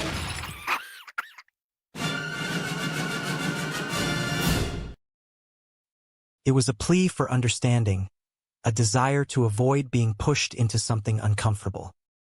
Hello, there, Barber Jean, you really are getting limber. The interruption was sudden, a return to the focus on the workout. The observation was complimentary, a validation of the progress that had been made. Remember when you couldn't put your leg over my head? The memory was specific, a humorous reminder of the starting point. It highlighted the significant improvement that had occurred over time. Remember when I didn't want to? The retort was quick, a funny acknowledgement of the change in attitude that had accompanied the physical transformation. Is that legal? I mean, necessary? The question was hesitant, a reflection of the discomfort with the level of physical contact involved in the exercise. It was a polite way of expressing concern, a cautious inquiry into the boundaries of the activity. It's critical to stretch the muscles out before you exercise them. The explanation was professional, a justification for the actions that focused on safety and effectiveness. It was a reassurance that the activity was standard procedure. Yeah, otherwise you could really hurt something. The agreement was quick, a validation of the explanation. It reinforced the necessity of the activity, emphasizing the potential risks of skipping it. Turn over. Reba, you need to watch this one. This one is my favorite. The instruction was clear, the invitation to observe extended once again. It was a sharing of enthusiasm, a desire to include the observer in the experience. All right, now this gives a good stretch to the back and chest muscles. Really should do this once a day. The instruction was accompanied by explanation, a detailing of the benefits of the specific exercise. It was a moment of education, a sharing of knowledge. Oh, I'd do it all day if I could. The response was enthusiastic, a clear indication of enjoyment. It was a statement that could easily be misinterpreted, adding to the tension of the observation. You know, is this one of these gyms that has the heat on real high? I'm sweating. The comment was a classic deflection, an attempt to blame the environment for the physical reaction to the situation. It was a humorous way to express discomfort without directly addressing the source. Okay, oh wow, time for some weightlifting. The transition was abrupt, a sudden shift in activity. It was a welcome change, a move away from the more intimate stretching exercises. Oh good, that's enough of that stretching. Hello, okay, knock this out. The relief was evident, a clear preference for the new activity. The encouragement was standard gym fare, a push to complete the task at hand. Yeah, okay, all right, you know, I think I've seen enough. The decision was made, the observation concluded. It was a swift exit, a desire to leave the situation behind. So, what do you think? You have any interest in getting a personal trainer? The question was a final attempt at recruitment, an offer that was likely to be rejected. Only if he takes me out to dinner first. The response was humorous, a final defense mechanism. It was a way to firmly close the door on the possibility while maintaining a light tone. Are you sure, Reba? Seriously, this is one of the best relationships I've ever had. The endorsement was strong, a final testament to the value of the connection. It was a genuine expression of satisfaction, a validation of the experience. Oh, I think Jordan has his hands full with you. The observation was pointed, a subtle reference to the intense nature of the dynamic that had just been witnessed. It was a graceful way to decline the offer while acknowledging the situation. Oh, you're a beginner, Reba. You'll start with ... Yeah. This is Reba. She seems a little tense. I'd spend some extra time on the stretching. Hey, get down there. The handoff was swift, a practical solution to the perceived problem. The assessment of tension was accurate, the proposed solution perhaps less so. The final instruction was a return to the business of the gym, a clear signal that the interaction was over. The return home brought its own set of challenges. a need to report back on the findings. So, did you see him? What's he like? Is he little? Could I take him? The barrage of questions was intense, a clear indication of the anxiety that had been building during the absence. The focus on physical confrontation highlighted the primitive nature of the fears. He's big, but he's not as big as Dot. The answer was factual, a humorous comparison that did little to ease the anxiety. It was a way to answer the questions without providing any real comfort. So, what do you think? Is there something going on there? The core question was finally asked, the demand for a conclusion that would settle the matter once and for all. Look, Brock, I was hoping that I could go down to the gym and check things out and come back and tell you that there's nothing to worry about. But the hesitation was telling, a clear indication that the news was not going to be what was hoped for. It was a gentle leading into a difficult truth. That's it. The conclusion was jumped to, a sudden validation of all the worst fears. The interruption was abrupt, a refusal to hear the rest of the sentence. Reba, come on. Okay, I don't know if they're having an affair or not, but if they keep working out like that, they might be having a baby. The final assessment was delivered with brutal honesty and a touch of humor. It was a summary of the intense physical interaction that had been witnessed, leaving little room for doubt about the level of closeness. Man, I knew there was something going on. The reaction was immediate, a sense of vindication mixed with despair. It was the confirmation of the fears that had been driving the behavior. Hey, everybody, I'm here and I'm saying well. The arrival was unfortunately timed, a sudden intrusion into a highly charged atmosphere. The familiar greeting fell flat, a stark contrast to the mood in the room. Oh, une. The response was strained, a poor attempt to mask the tension. Don't you hi honey me, what are you talking about? The confrontation was immediate, a refusal to play along with the charade. The confusion was genuine, a lack of understanding of what had provoked this sudden hostility. Oh man, did you honestly think that I wouldn't find positive physical changes, coupled with a dissatisfaction with the accompanying behavioral shifts? Oh, that's really funny coming from the old butt. The retort was quick, a humorous defense that highlighted the hypocrisy of the complaint. It was a sharp observation, a reminder that no one is immune to criticism. Jordan's so great, Jordan's so toned and funny. The imitation was mocking, a reflection of the annoyance the constant praise was causing. It was a way to vent frustration, to express the irritation that the situation was generating. Well, I got news for you. Nobody's toned and funny. The assertion was cynical, a humorous dismissal of the possibility of such a perfect combination. It was a coping mechanism, a way to undermine the perceived threat. Rob, you're overreacting. The attempt at reason was calm, a desire to de-escalate the situation. It was a suggestion that perhaps things were not as dire as they seemed, that a bit of perspective was needed. Oh, really? Yeah, I think she might be having an affair with this guy. The accusation was sudden, a dramatic leap that revealed deep-seated insecurities. It was a manifestation of the anxiety that the changes had provoked. Barbara Jean with her trainer? I mean, sure, he's probably a better man than you are, better looking and younger. But the assessment was brutally honest, a listing of the perceived threats. It was a humorous highlighting of the insecurities, an acknowledgement of the very real reasons why the situation was causing such anxiety. That's it. Reba, I need you to help me out. I want you to go down to the gym and see if there's anything going on. You know, spy on him for me. The request was desperate, a plea for assistance in confirming the worst fears. It was a crossing of a line, a demand that put someone else in a difficult position. No way. You know, Barbara Jean may have a long list of faults. The refusal was immediate, a setting of clear boundaries. It was an acknowledgement of the complexities of the person in question, a refusal to simply accept the worst without evidence.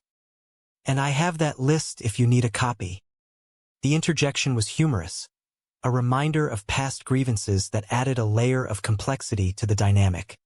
It was a subtle way of saying that while there might be faults, this particular accusation might be a stretch. But she is nothing if not faithful. The defense was strong, a statement of belief in core character traits. It was a powerful counter to the accusation, owned legs, the fellas. The listing of attributes was a reminder of the changes that had occurred, a highlighting of the sources of insecurity. The fellas? The girls. Oh, the puppies. The correction was humorous, a minor detail in the grand scheme of things. I am not threatened by you. The denial was swift, a protective instinct kicking in. Really? Yeah. Then why did you go down to the gym? What were you spying on me? The challenge was direct, a demand for an explanation of the behavior that contradicted the denial. No. Okay, yes. I went down to the gym because I thought there was something going on between you and Jordan. The admission was reluctant, a painful acknowledgement of the truth. It was a moment of vulnerability, a stripping away of the defenses. Why would you think that? The question was genuine, a desire to understand the reasoning behind the suspicion. Because you've changed. The answer was simple, a statement of fact that cut to the heart of the matter. I have not.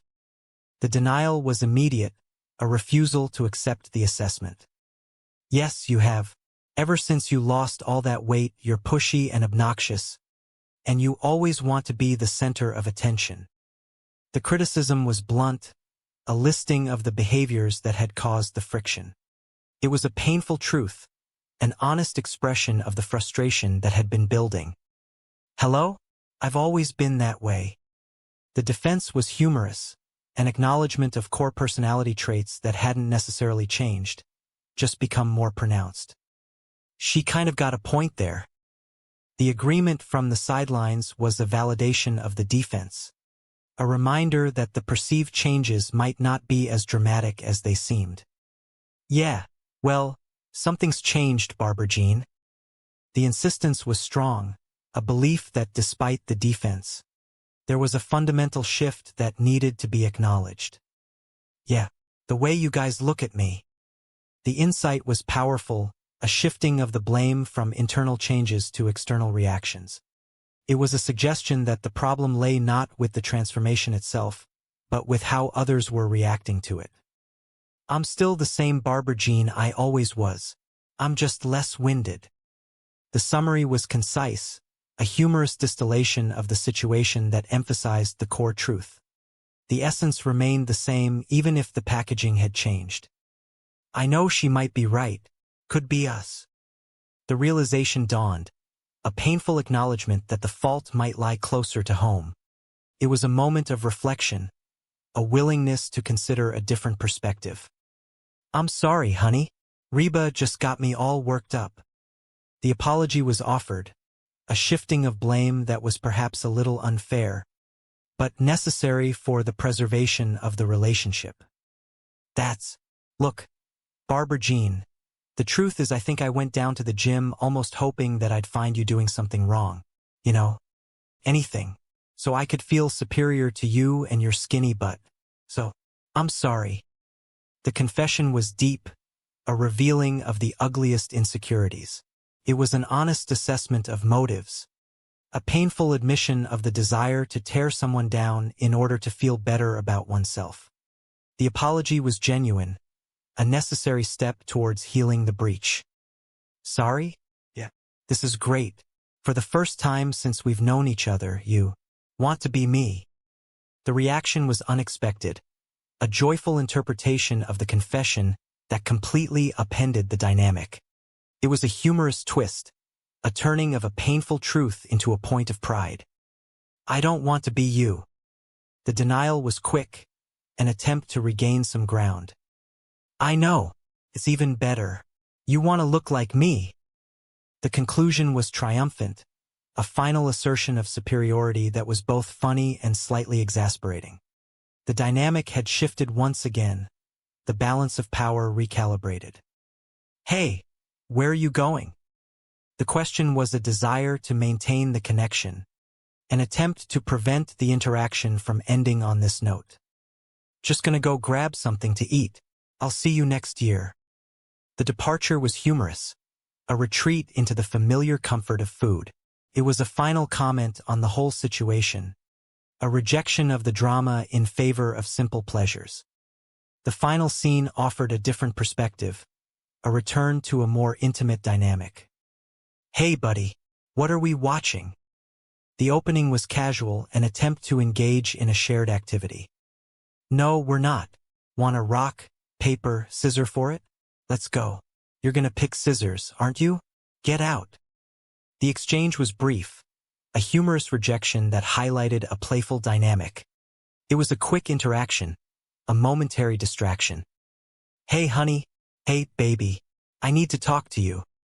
The approach was serious, a signal that an important conversation was about to take place. Oh honey, I just got the TV. The response was distracted, a reluctance to engage in a serious discussion when a preferred activity was available. Well, I started thinking that maybe you don't think of me as new pretty because I don't do enough to keep your interest. The vulnerability was evident, a revealing of the insecurities that had been sparked by the recent events. It was a genuine attempt to understand a perceived lack of appreciation. No, honey, you're way hot. The reassurance was quick, a validation of physical attractiveness that was intended to soothe the anxiety. Guilty. But anyway, I thought that maybe I should, change my look every now and then just to keep things fresh. So, I bought a wig. The solution was unexpected, a slightly ridiculous attempt to address a complex emotional issue with a superficial change. It was a touching, if clumsy, effort to connect. Cheyenne put that down. Listen to me. I think it's a good thing that when I look at you, I don't see the beautiful girl with the killer bod. The command was firm and demand for attention. The statement that followed was surprising, a rejection of the very thing that was assumed to be the source of value. I see my wife, and I'm attracted to her whether she's all dressed up, ready to go out or just sitting on the couch wearing those washed-up flannel pajamas. The explanation was beautiful, a profound statement of love and connection that transcended physical appearance. It was a validation of the whole person, an appreciation of the familiar and comfortable over the new and flashy. Really? Yeah. You're beautiful to me because of who you are. The question was a seeking of confirmation, a desire to believe this deeper truth. The answer was, you should see them naked in the shower. The observation was blunt, a humorous attempt to diffuse the tension of the new environment. It was a classic deflection, a way to handle the overwhelming nature of the situation. Hey, Jordan. The introduction was simple, the beginning of the encounter that had prompted the visit. Hey. The response was casual, the beginning of an interaction that carried a lot of weight. Ready to start, Barber Jean? The focus returned to the task at hand, a reminder of the primary purpose of the gathering. Yeah. Hey, you look great in that outfit. The compliment was spontaneous, a genuine appreciation of the effort that had been made. Oh, well, the other woman's getting kind of baggy. The response was self-deprecating, a humorous acknowledgement of the physical changes that necessitated a new wardrobe. Can you believe her? She did the impossible. She lost all that weight and kept these fellas. Oh, okay, Jordan. The praise was effusive, a celebration of the achievement that highlighted the most noticeable results. The accompanying sound effects added a touch of awkward humor to the situation. Jordan, this is my friend, Reba. The formal introduction was finally made, connecting the two key players in this unfolding drama. Hey, I'm Jordan. The greeting was simple, the establishment of a basic connection. I'm Reba. The response was equally simple, a cautious entry into this new dynamic. So, you gonna join us, Reba? The invitation was extended, an offer of inclusion in the activity. Oh, I don't know. I just think that me and my fellows will just watch for a while. The refusal was hesitant, a desire to maintain a safe distance and observe the situation before committing to anything. The phrasing was slightly awkward, a reflection of the discomfort of the environment. Well, Reba, you are not going to get into shape by just watching. The advice was practical, a reminder of the realities of physical fitness. It was a gentle push towards participation, a suggestion that more was required than simple observation. Yeah, but you guys gotta understand, it's been a while since I've been in a gym like this, and I don't think. The excuse was reasonable, a valid reason for hesitation, his elbows on his knees. Well, I got news for you. Nobody is toned and funny. Rob, you are overreacting, Reba said softly, using a nickname from their younger days, trying to inject some reason into the conversation. Oh, really? Brock shot back, his voice rising in panic. Yeah, I think she might be having an affair with this guy. Barbara Jean with her trainer? I mean, sure, he is probably a better man than you are, better looking and younger. Brock was rambling now, feeding his own worst fears. He stood up suddenly, pacing the length of the rug. But, that is it. Reba, I need you to help me out. I want you to go down to the gym and see if there is anything going on. You know, spy on him for me. Reba stared at him in disbelief. She had navigated many bizarre requests in her life, but asking her to spy on her ex-husband's new wife to uncover a potential affair was a new low. No way, Reba stated firmly, shaking her head. You know, Barbara Jean may have a long list of faults, and I have that list if you need a copy. But she is nothing if not faithful. Brock stopped pacing and looked at her desperately. Yeah, right, up until now. But now that she is thin and hot, she has all kinds of options. Reba sighed, feeling a wave of pity for the man she had once loved. He was terrified of losing what he had finally secured. Look, Brock, if it is worrying you that much, be honest with her. Tell her how you feel. Tell her that you just need a hug every now and then. Brock scoffed loudly, rejecting the idea entirely. Oh, now there is a great idea. See? Why, since my competition is a macho, muscular dude, I should go the other way and appear all weak and whiny. Your solutions are ridiculous. Reba makes me to spy on those. Stupid. He trailed off, unable to articulate his frustration, and stormed out of the room, leaving Reba alone with the laundry and the overwhelming feeling that her peaceful afternoon had been entirely derailed. Reba picked up her glass of green smoothie, which had separated into unappealing layers, and took a reluctant sip. Hard to believe they are supposed to be good for you, she muttered to the empty room. As she carried the glass into the kitchen, she bumped into Van, who was lingering by the counter, looking unusually thoughtful. Hey, Mrs. H. Van greeted her. You off for your power walk?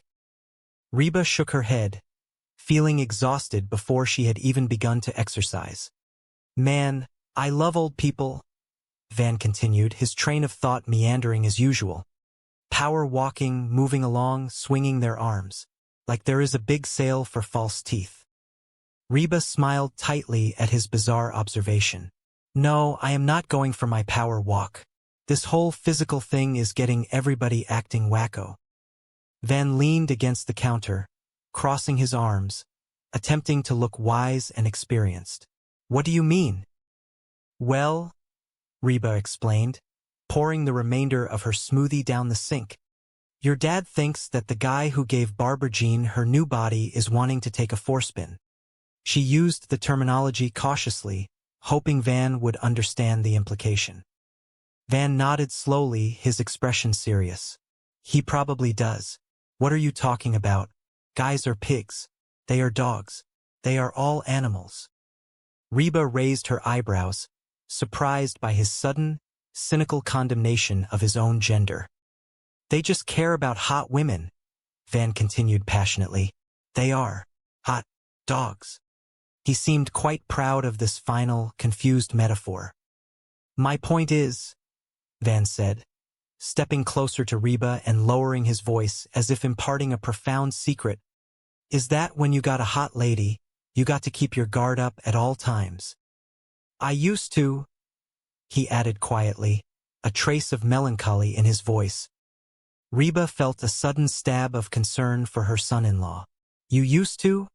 She asked gently. Van quickly realized how his words sounded and waved his hands frantically. No, baby, do not take it like that.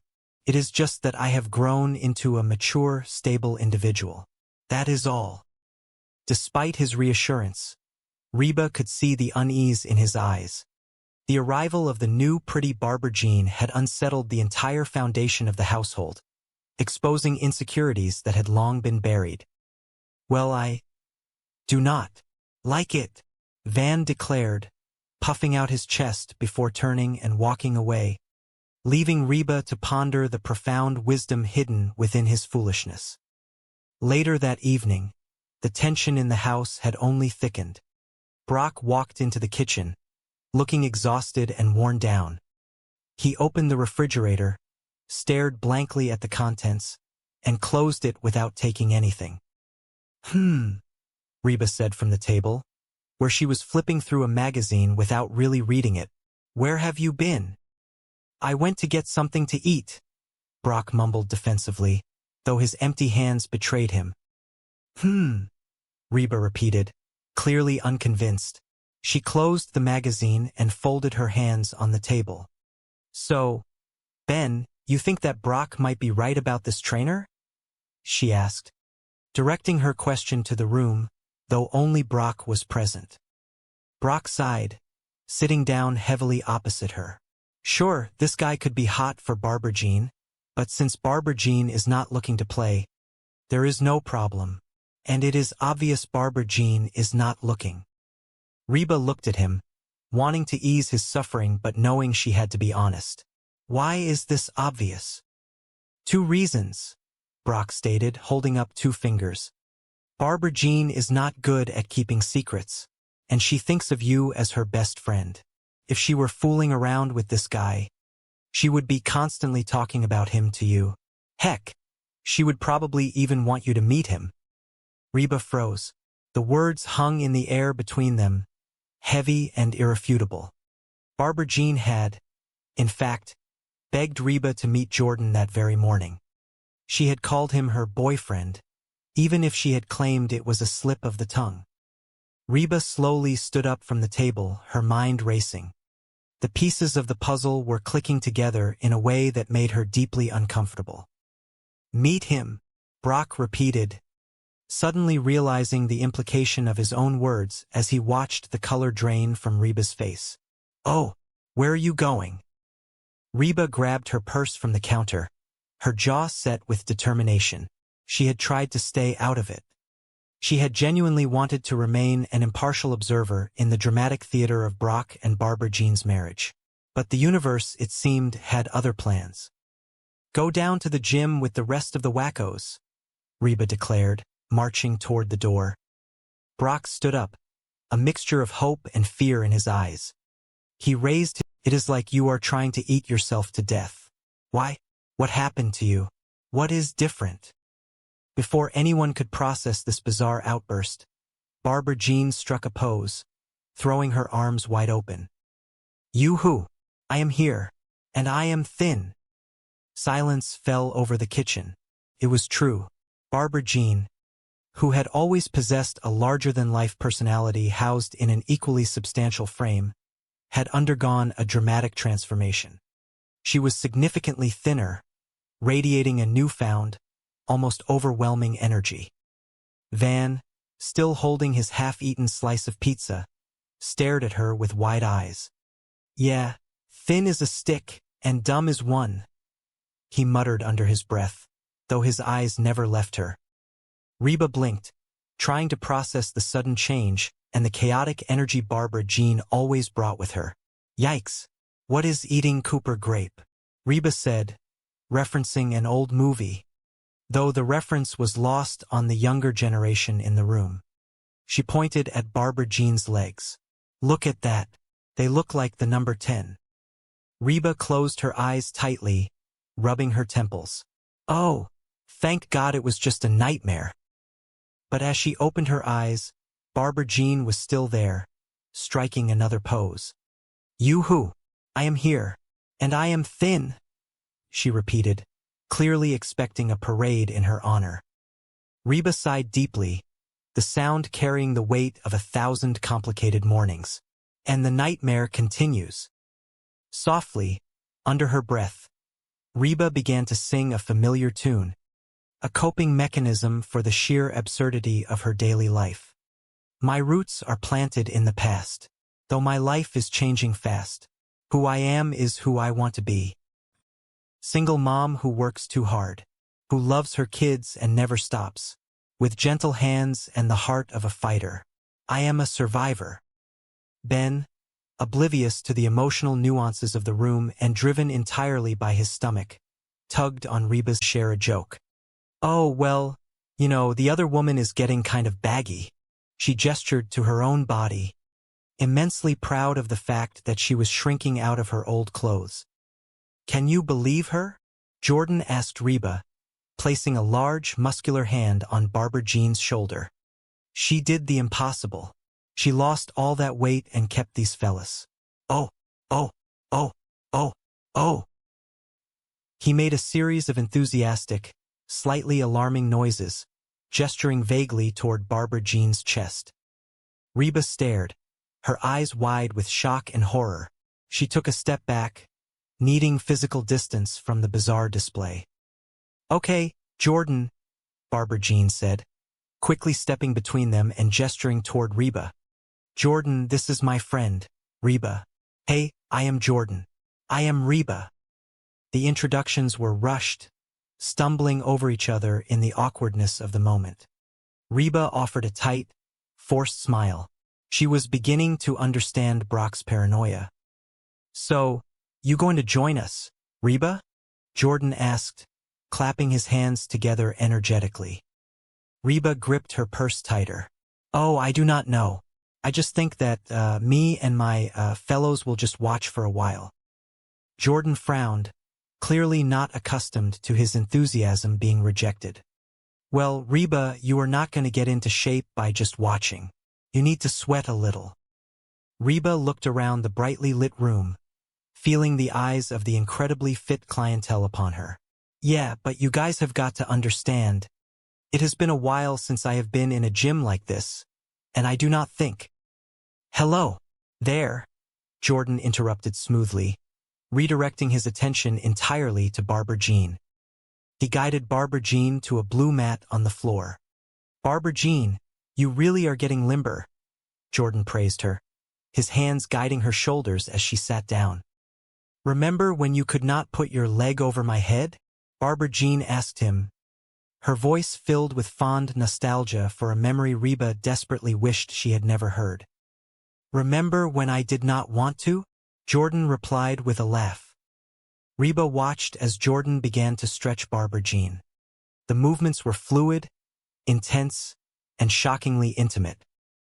He bent her arms back, pressed his knee against her spine, and twisted her torso in ways that seemed to defy human anatomy. Reba felt her jaw go slack. It looked less like physical therapy and more like an aggressive form of modern dance combined with a wrestling match. Is that legal? Reba stammered, pointing a shaking finger at the tangled limbs on the mat. I mean, necessary? Jordan looked up, not breaking his rhythm. It is critical to stretch the muscles out before you exercise them, he explained smoothly, as if he were not currently holding another man's wife in an incredibly compromising position. Yeah, otherwise you could really hurt something. Turn over, he instructed Barbara Jean. Reba covered her eyes with one hand, peeking through her fingers.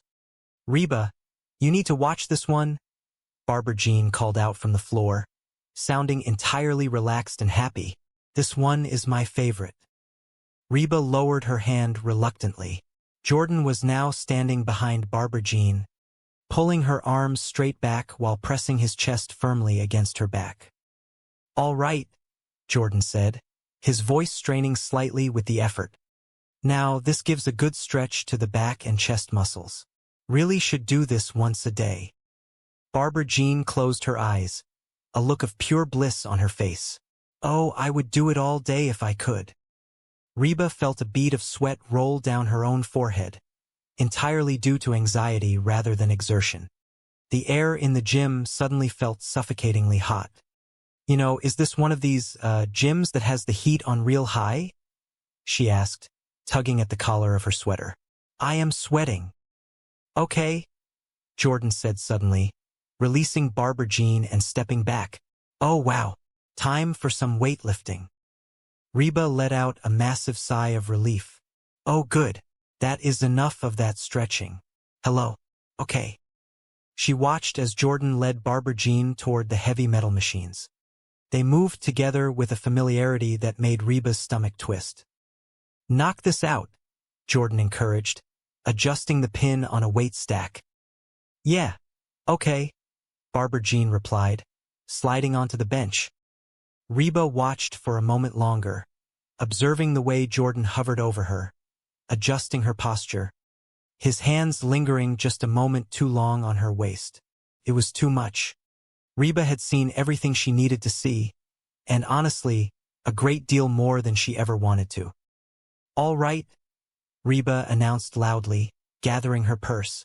You know, I think I have seen enough. Barbara Jean paused her exercise and looked up, disappointed. So, what do you think? You have any interest in getting a personal trainer? Reba forced a polite smile, though her eyes were cold. Only if he takes me out to dinner first. She turned to leave, but Barbara Jean caught her arm. Are you sure, Reba? Seriously, this is one of the best relationships I have ever had. The word relationships hung in the air, heavy and loaded. Reba looked from Barbara Jean to the massive, smiling form of Jordan. Oh, I think Jordan has his hands full with you. Jordan laughed, a booming, confident sound. Oh, you are a beginner, Reba. You will start with Dot. He turned and cupped his hands around his mouth. Dot! He bellowed across the gym floor.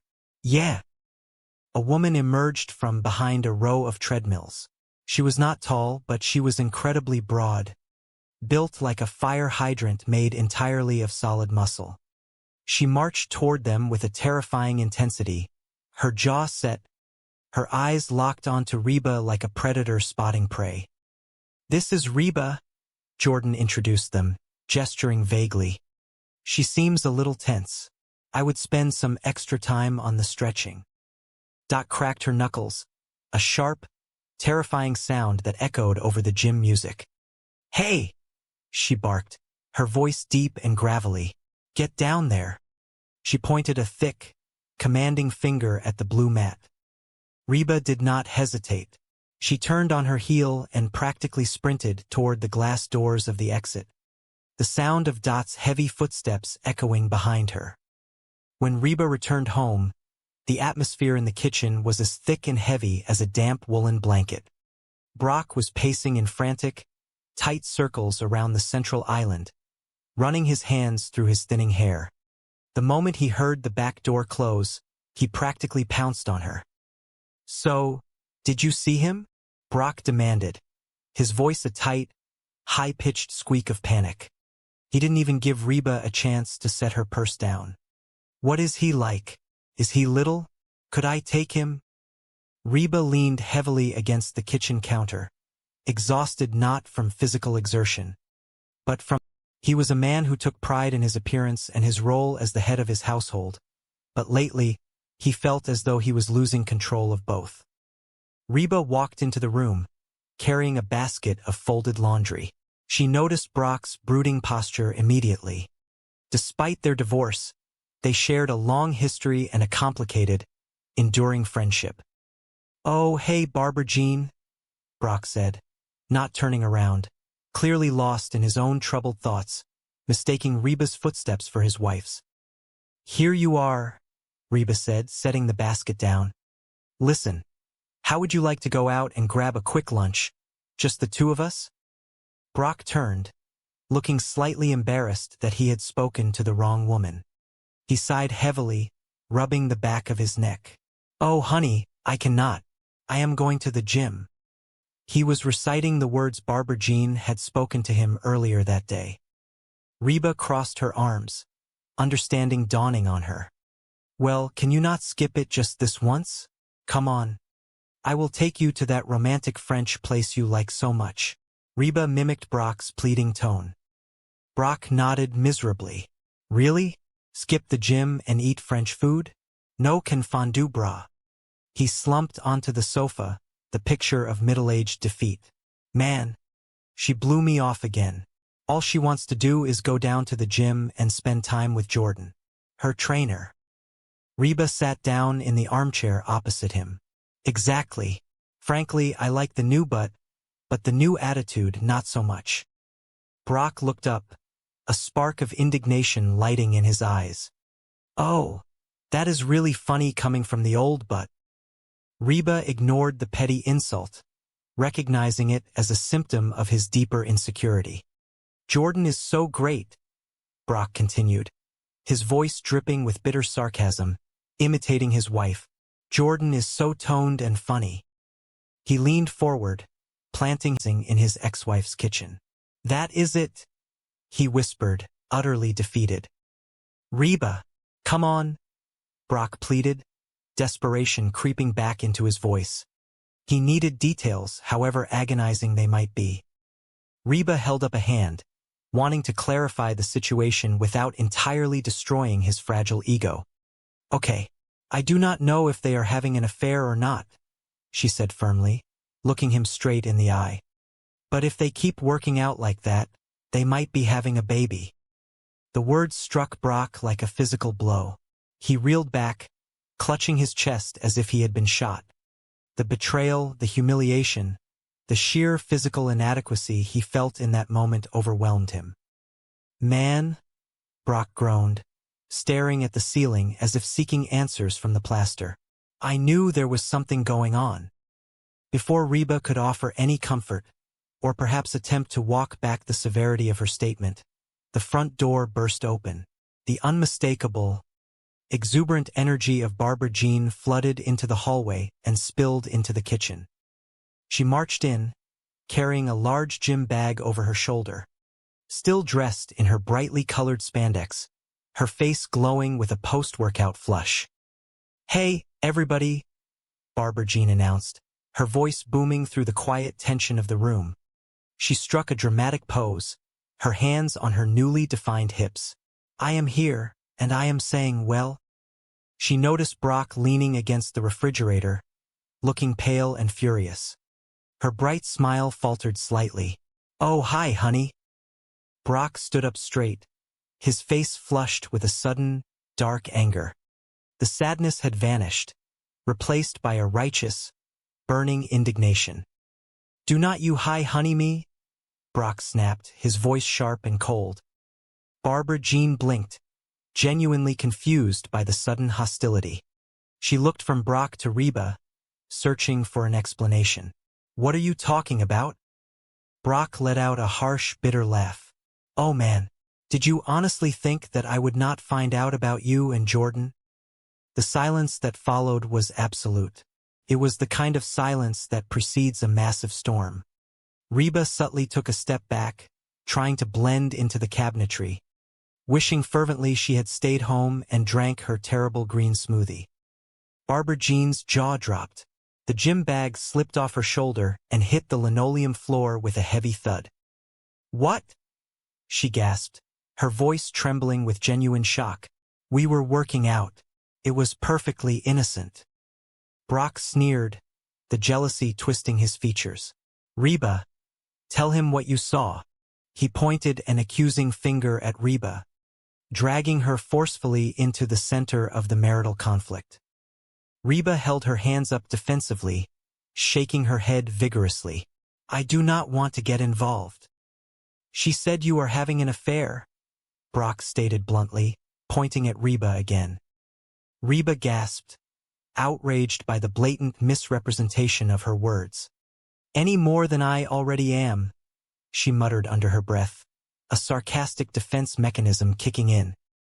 Barbara Jean turned to Reba, her eyes wide, entirely bewildered by the accusation. She looked back at Brock, her hands on her hips, her posture defensive. Okay, Barbara Jean said slowly, emphasizing every word. Jordan and I are not having an affair. She paused, letting the statement hang in the air before delivering the absolute, undeniable proof. He is gay. The words hit Brock with the force of a sudden, freezing wind. He froze, his mouth slightly open, his brain struggling to process this massive shift in reality. The jealousy, the anger, the image of the muscular man stealing his wife. All of it evaporated in an instant, replaced by a profound, echoing confusion. What? Brock managed to croak out. Barbara Jean turned to Reba, throwing her hands in the air in absolute exasperation. Reba, do you honestly think I would let a straight man grab my breasts? Brock's head snapped back. He looked completely horrified. Excuse me. He grabbed your breasts. Reba stepped forward, feeling the need to clarify the bizarre scene she had witnessed before Brock suffered a complete mental collapse. He is gay, Reba reminded him quickly. He was not touching them. He was arranging them. She offered a weak smile, attempting to lighten the heavy, awkward atmosphere. Carry on with your lives. She turned toward the doorway, desperate to escape the kitchen and the incredibly uncomfortable conversation unfolding within it. No, Reba, Barbara Jean said, her voice suddenly serious, devoid of its usual bubbly energy. Everything is not fine. Reba stopped, her hand resting on the doorframe. She turned back slowly, sensing a shift in the emotional weather of the room. Barbara Jean was looking directly at her, not with anger, but with a deep, unexpected sadness. I had no idea you were so threatened by the new me, Barbara Jean said softly, the words landing heavily between them. Reba bristled. Reba, the strong, capable anchor of the family. Threatened? By Barbara Jean? It was absurd. It was ridiculous. The slim waist, the toned legs, the phallus, Barbara Jean continued, listing her new attributes with a touch of defensive pride. Reba could not help herself. The sheer arrogance of the statement sparked her own defensive instincts. The phallus. Reba scoffed, raising an eyebrow. The girls. Oh, the puppies. She crossed her arms firmly across her chest, standing her ground. I am not threatened by you. Barbara Jean tilted her head, a challenging look in her eyes. Really? Yeah, Reba insisted, her voice tight. Then why did you go down to the gym? Barbara Jean asked, stepping closer, her tone pressing, demanding honesty. What, were you spying on me? Reba looked away, the guilt suddenly sharp and uncomfortable. She looked at Brock, who was staring fixedly at the floor, absolutely no help at all. She looked back at Barbara Jean. No, Reba lied quickly. She paused, the lie sitting heavily on her tongue. She sighed, her shoulders slumping in defeat. Okay. Yes. I went down to the gym because I thought there was something going on between you and Jordan. Barbara Jean looked genuinely bewildered. The hurt in her eyes was real and raw. Why would you think that? Reba uncrossed her arms, feeling a sudden need to explain, to justify her actions, not just to Barbara Jean, but to herself. Because you have changed. I have not, Barbara Jean protested, shaking her head vigorously. Yes, you have, Reba countered, her voice rising slightly with the force of her conviction. Ever since you lost all that weight, you are pushy and obnoxious, and you always want to be the center of attention. The moment the words left her mouth, Reba realized her mistake. Barbara Jean stared at her for a long moment, his fists in a weak imitation of a power walker. All right, well, keep those arms a-swinging. The gym was a terrifying temple of chrome, neon lights, and aggressively rhythmic music. The air smelled of cleaning supplies and exertion. Everywhere Reba looked, ridiculously fit people in impossibly tight clothing were lifting, pulling, and running nowhere with intense dedication. Reba felt entirely out of place in her comfortable jeans and loose sweater. She clutched her purse defensively in front of her like a shield. She wandered through the maze of machines, scanning the room for the bright, unmistakable energy of Barber Jean. "Oh, hey, Reba, you came." Reba turned to see Barber Jean approaching, glowing with sweat and wearing an outfit that consisted entirely of strategically placed straps and brightly colored spandex. "Yeah," Reba said, trying not to stare at the sheer amount of skin on display. "Man, there is a lot of beautiful people around here. You should see them naked in the shower." Barber Jean laughed, entirely missing Reba's sarcasm. She turned and waved toward a massive man who was adjusting the weights on a nearby machine. He was built like a Greek statue, all bulging muscles and perfectly tanned skin. "Hey, Jordan," Barber Jean called out. The man turned around, flashing a brilliant, white smile. He wiped his brow with a small towel and jogged over to them. "Hey!" Barber Jean beamed up at him, her adoration completely unhidden. "Ready to start, Barber Jean?" Jordan asked, his voice smooth and encouraging. Yeah, Barber Jean replied eagerly. Jordan looked her up and down, nodding in approval. "Hey, you look great in that outfit." Barber Jean giggled, leaning in slightly toward Reba to get started, taking a slow breath, gathering her courage to face her own uncomfortable truths. "Look, Barber Jean, the truth is I think I went down to the gym almost hoping that I would find you doing something wrong." She looked down at her hands, the admission feeling heavy and shameful in the quiet kitchen. "You know, anything, so I could feel superior to you and your skinny butt." She looked back up, meeting Barber Jean's eyes steadily. "So, I am sorry." "Sorry," Barber Jean repeated, her face blank for a moment before breaking into a massive, radiant smile. "Yeah." She clapped her hands together, a look of sheer, unadulterated joy washing over her features. "This is great," she squealed, practically bouncing on her toes. "For the first time since we have known each other, you want to be me." Reba's eyes widened in horror. She held her hands up, stepping back defensively. "I do not want to be you." Barber Jean laughed, entirely ignoring the protest, her ego firmly repaired and soaring higher than ever. "I know. It is even better. You want to look like me." She spun around, grabbing her gym bag from the floor with renewed energy. "Hey, where are you going?" Reba asked, feeling slightly dizzy from the rapid emotional whiplash. "Just going to go grab something to eat," Barber Jean declared cheerfully over her shoulder as she headed for the door. "I will see you next year."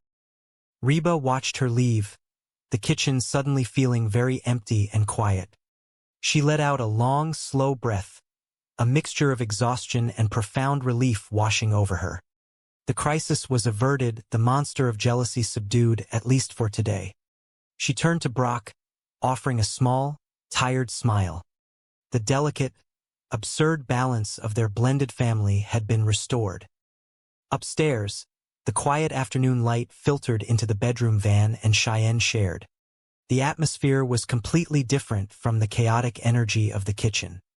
Here, a softer, more intimate tension hung in the air. Van was sitting on the edge of the bed, holding a video game controller, his eyes glued to the small television screen on the dresser. He was entirely absorbed in the digital world, oblivious to the emotional storm brewing just a few feet away.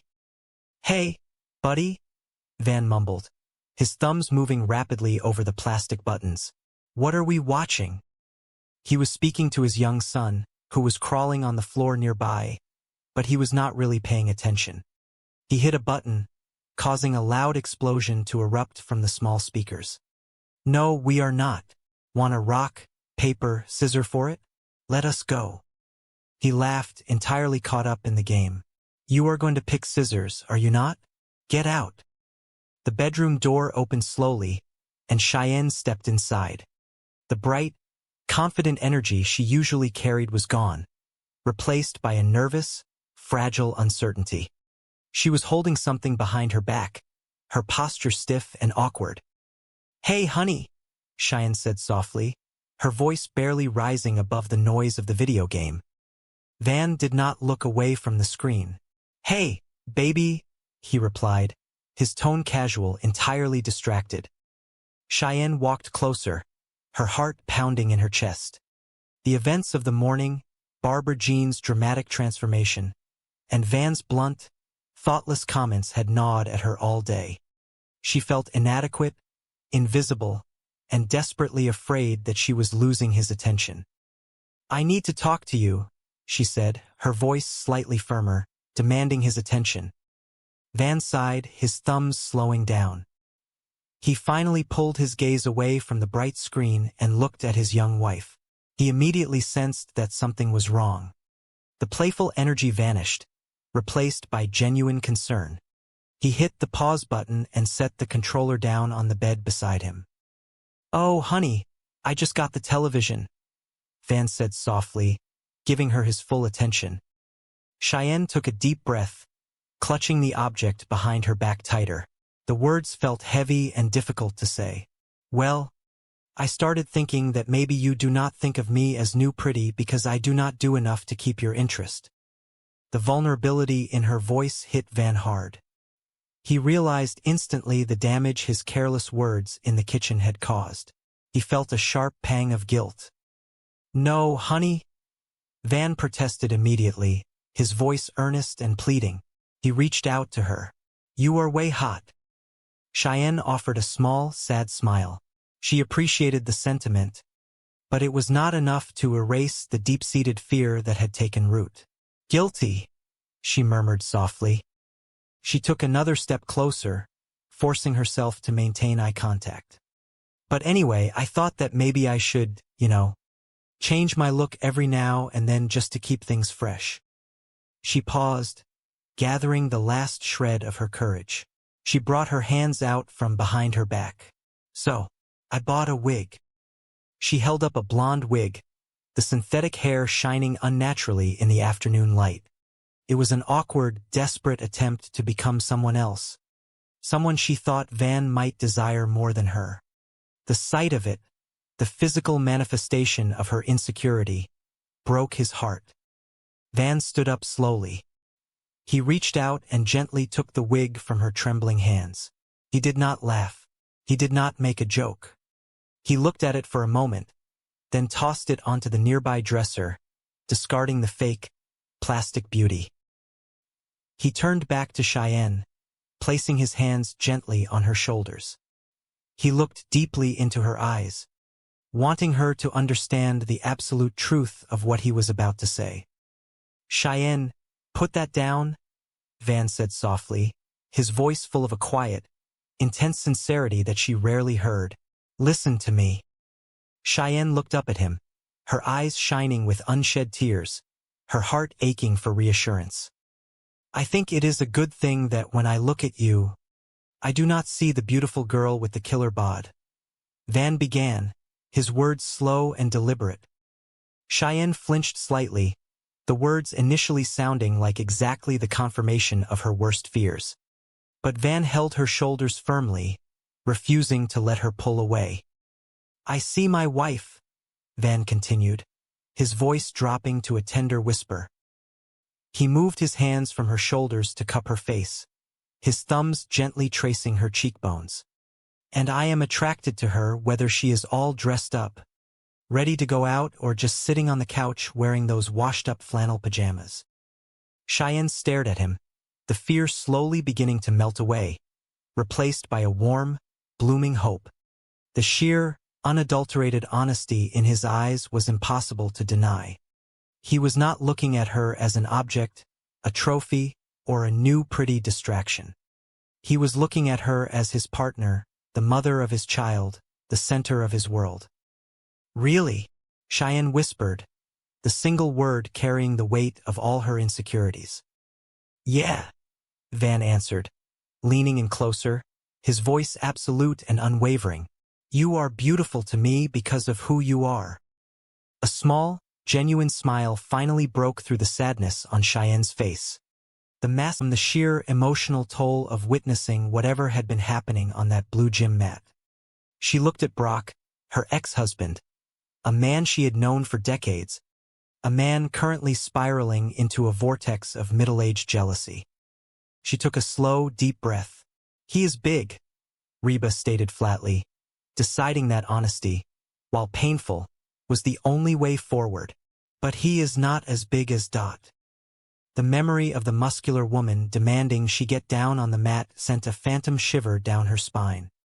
Brock stopped pacing, his eyes wide, his hands freezing in midair. He processed this information slowly. The fact that Jordan was large was terrible news, but the existence of an even larger entity named Dot seemed to confuse him entirely. So, what do you think? Brock pressed, ignoring the terrifying prospect of Dot to focus on the immediate threat to his marriage. He stepped closer to Reba, his voice dropping to an urgent whisper. Is there something going on there? Reba closed her eyes, the image of Jordan stretching Barber Jean. His arms wrapped around her, pulling her back against his chest, flashing vividly in her mind. It was a picture of extreme, undeniable intimacy. She opened her eyes and looked at Brock, feeling a profound sense of pity. Look, Brock, Reba began slowly, measuring her words with absolute care. I was hoping that I could go down to the gym and check things out and come back and tell you that there is nothing to worry about. But Brock's face fell. The single word, but hung in the air between them like a guillotine blade waiting to drop. He slumped against the refrigerator. His worst fears suddenly materialized. I thought you did not want me to leave you alone. Van stopped and turned back to her, a slow, appreciative smile spreading across his face. He looked at her, not with the frantic lust of a teenage boy, but with the deep, enduring desire of a husband who knows and loves every part of his wife. He leaned in close, his voice dropping to a low, intimate murmur. Sometimes I want to feel new pretty. Cheyenne laughed again, the sound light and joyous, a perfect counterpoint to the quiet afternoon. She squeezed his hand tightly, stepping forward to follow him, knowing with absolute certainty that she was exactly where she belonged, beautiful, loved, and entirely irreplaceable. The house settled into a quiet rhythm as the sun began to lower in the sky. Downstairs, Reba finally sat at the kitchen table, a fresh cup of coffee in her hands, the disastrous green smoothie long forgotten. She listened to the faint, happy sounds coming from upstairs, the low rumble of Van's voice and the bright melody of Cheyenne's laughter. She thought about Brock, grappling with his insecurities, finally realizing the value of the woman he had married, loud and dramatic as she was. She thought about Barber Jean, whose journey toward health had unearthed profound truths about self-worth and the nature of friendship. She thought about her own ridiculous journey to the gym, the absurd panic over a man arranging chests, and the uncomfortable but necessary confrontation with her own petty jealousies. Reba took a slow sip of her coffee, the warm liquid comforting and familiar. Life in this house was never simple. It was messy, loud, complicated, and entirely unpredictable. It was a constant negotiation of boundaries, egos, and deeply held insecurities. But as the afternoon light faded into the soft, golden hues of evening, Reba felt a profound sense of peace. They were flawed, every single one of them. They said the wrong things, they made ridiculous assumptions, they let their fears dictate their actions. But beneath the chaos, beneath the bickering and the misunderstandings, there was a foundation of fierce, enduring love. It was a love that could withstand the shock of dramatic physical transformations, the absurd misunderstandings of a gym encounter, and the clumsy, terrifying vulnerability of honest communication. Reba smiled into her coffee cup. The new pretty might fade, the spandex might lose its elasticity, and the power smoothies might always taste like fruit gravy. But the chaotic, deeply flawed, and fiercely loving family that gathered in this kitchen, that laughed, cried, and fought their way through life together. That was a beauty that would endure long after the sun went down.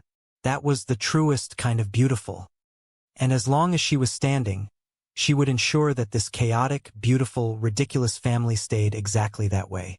Beautifully, perfectly, messily together. The morning sun filtered through the kitchen windows of the house, casting long, golden rays across a room that had recently been stripped bare of its edible contents. Cheyenne stood by the pantry, her hands resting softly on her hips, her eyes wide with a mixture of awe and sheer terror. Beside her stood Van, her tall, athletic, and perpetually confused husband, holding an empty box of crackers upside down as if hoping a stray crumb might defy gravity. "That woman is out of control," Cheyenne whispered, shaking her head slowly. "She is like a locust. She has eaten everything in the house." Van sighed, tossing the empty cardboard box into the recycling bin. "She has eaten everything in Mr. H's house, too. Look," he said, pointing a dramatic finger toward the dining table. "Even the salt and pepper shakers are empty. Who eats straight pepper?" Cheyenne crossed her arms, a determined look settling on her face. "Why do you not just tell her she has eaten too much? You tell her."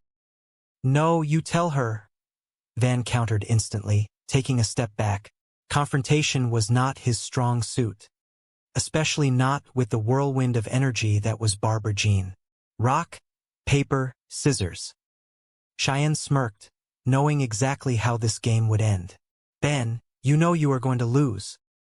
"Not this time," Van said, his voice brimming with false confidence. He pumped his fist into the open palm of his other hand.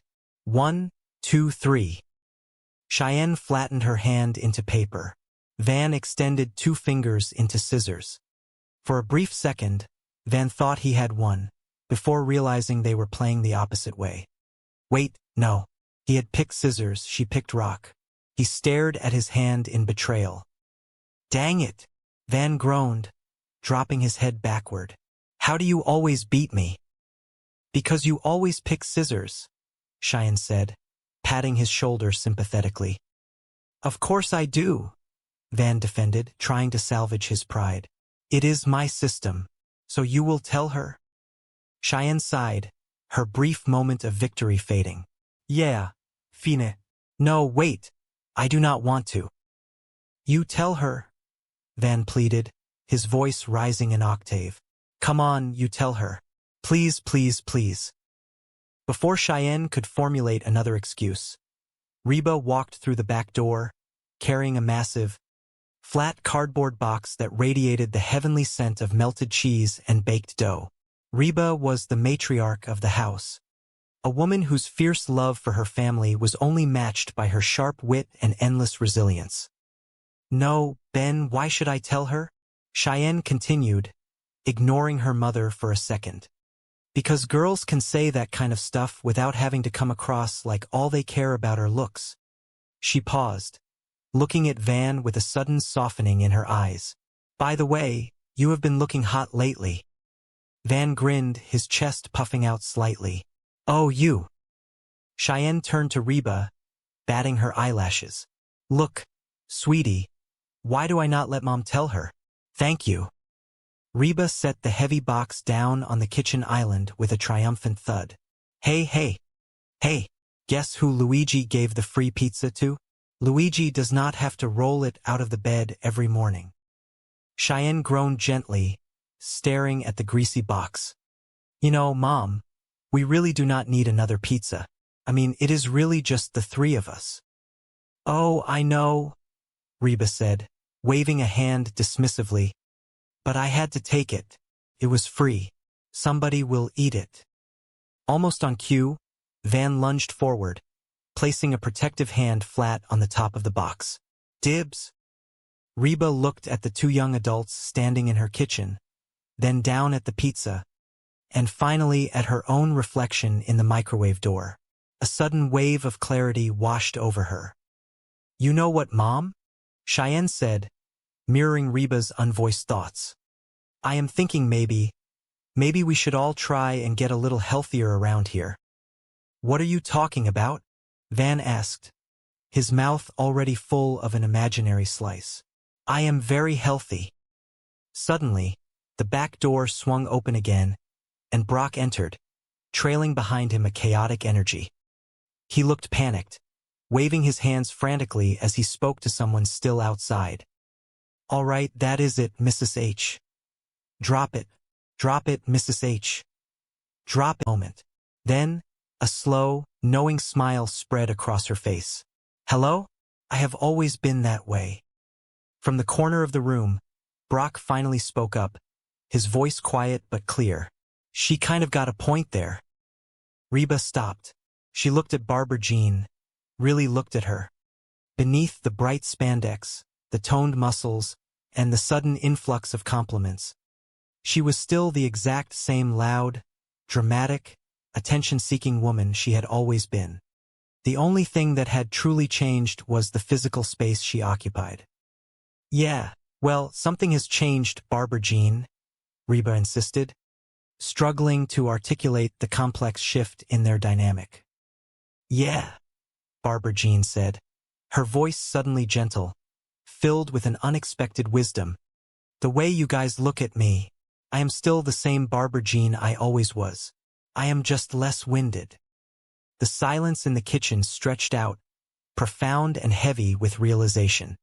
The truth of Barbara Jean's words settled over them. They had projected their own insecurities, their own fears of change, onto her physical transformation. Brock rubbed his face, looking ashamed. I know she might be right. Could be us. He turned to his wife, his eyes filled with genuine regret. I am sorry, honey. Reba just got me all worked up. It was a classic Brock maneuver, deflecting the blame onto Reba at the last possible second. Reba glared at him but decided to let it pass. She had her own apologies to make. That is, Reba hung open for real. The hinges squeaked slightly, and there she stood. Yoo-hoo, I am here, and I am thin, Barbara Jean announced, striking a pose in a sleek, form-fitting workout outfit. Reba stared in utter shock. And the nightmare continues, she whispered. Music seemed to swell in Reba's head, an anthem of her own complicated life. My roots are planted in the past, though my life is changing fast. Who I am is who I want to be. A single mom who works too hard, who loves her kids and never stops. With gentle hands and the heart of a fighter, I am a survivor. She pushed the internal soundtrack away and focused on the chaos unfolding in her kitchen. Mom, make us some pancakes, Van requested, blissfully unaware of the psychological warfare happening in the room. Reba snapped into action. No, I am making everyone a power smoothie. And this afternoon, I am taking a power walk. She marched over to the blender, aggressively tossing in handfuls of kale, protein powder, and ice. Power walk, Cheyenne teased gently. Oh, forget your power cane. Van, that is not nice, Cheyenne added, though she was smiling. Mom does aerobics. She could shatter her hip. Reba glared at them over the roaring noise of the blender. And yet, in the blink of an eye, I can make you both homeless. She poured the thick, menacing green sludge into a glass just as Barbara Jean bounded over to the island. Hey, everybody, Barbara Jean beamed, her energy absolutely infectious and entirely overwhelming. I am here and I am. Oh, shut up and have a donut, Reba interrupted, sliding a powdered pastry across the counter. Barbara Jean delicately pushed the donut away with one manicured finger. Oh, Reba, you are not still trying to lose weight by drinking those power smoothies, are you? Jordan, my trainer, says that those are loaded with hidden carbs. Reba stopped mid-sip, lowering the glass of green sludge slowly. Barbara Jean, I am all for adopting a healthy new lifestyle, but seriously, I mean, there has to be some sort of... She trailed off, noticing Van and Cheyenne staring blankly at Barbara Jean as if they had never seen her before. Will you stop staring at her? Cheyenne blinked, shaking her head. What? We have been staring at her for, like, the past 2 hours. Well, she is pretty, Van offered helpfully. I am pretty, Cheyenne corrected him instantly. Well, of course you are. Van backpedaled, his eyes wide. You have always been pretty, but she is new pretty. Cheyenne's jaw dropped. Reba let out a low whistle. Oh, Van, Reba said, shaking her head. That is such a funny story you can tell to your next wife. Barbara Jean, oblivious to the marital tension blooming beside her, smiled brightly at Van. Van, you really think that I am new pretty? Oh, yeah, Van said, digging his grave ever deeper. You are like a bleached-out Halle Berry. Barbara Jean gasped, touching her chest in delight. Thank you. You are welcome, Van nodded proudly. I am going to go make some calls. He turned and jogged out of the room, oblivious to the storm clouds gathering on his wife's face. Brock leaned in closer to Barbara Jean, lowering his voice to what he thought was a subtle whisper. So, Barbara Jean. Yeah. Is it true that when you lose a bunch of weight, you want to do, you know? Bounce ka bounce. Van! Cheyenne yelled from across the room, completely ignoring her father's bizarre phrasing. Oh, Cheyenne, do not be upset, Van called back from the hallway.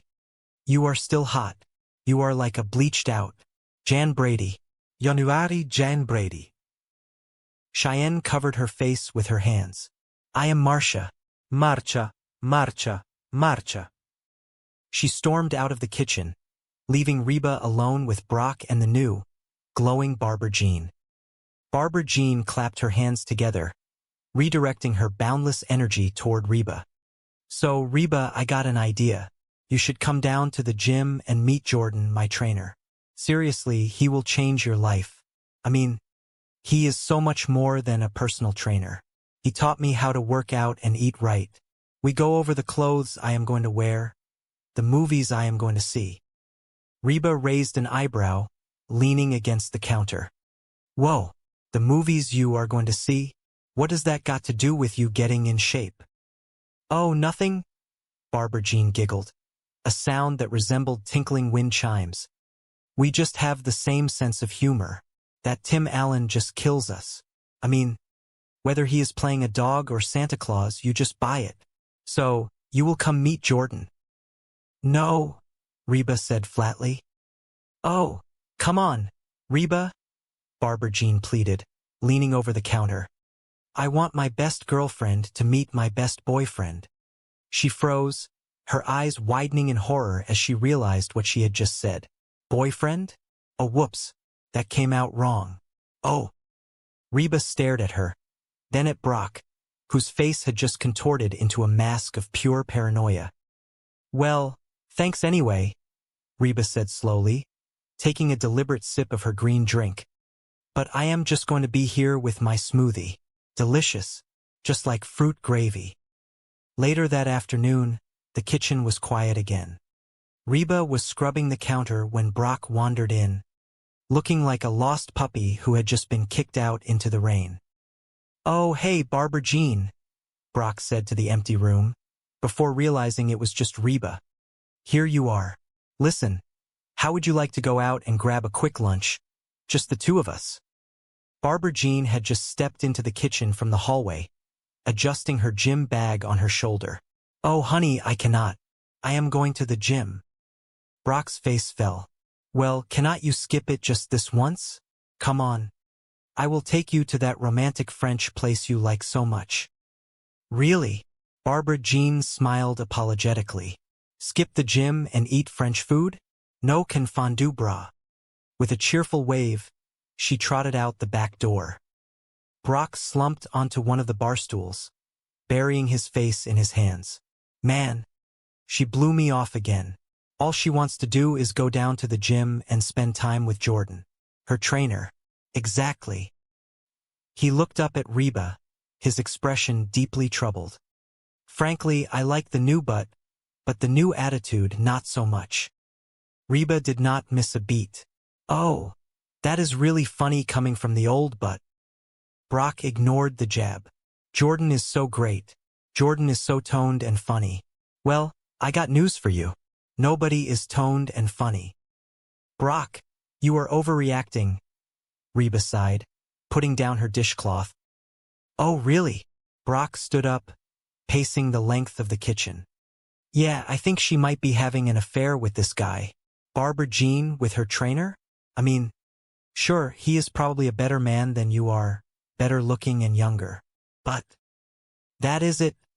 Brock interrupted his own train of thought, pointing a sudden, accusatory finger at Reba.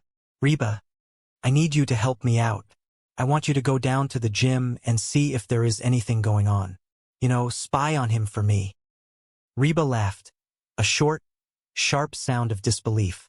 No way, you know. Barbara Jean's weight she had been carrying all day lifted, leaving her feeling light and cherished. She felt a sudden, embarrassed flush rise to her cheeks. Ah, I feel kind of stupid, she admitted, letting out a soft, relieved laugh.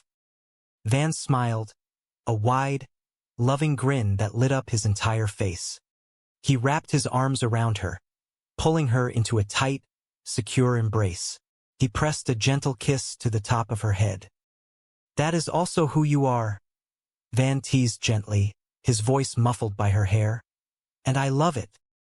Cheyenne wrapped her arms around his waist, burying her face in his chest, feeling the steady, comforting beat of his heart. In that moment, the chaotic morning, the bizarre gym encounter, the insecurities, and the fake blonde wig all faded into insignificance.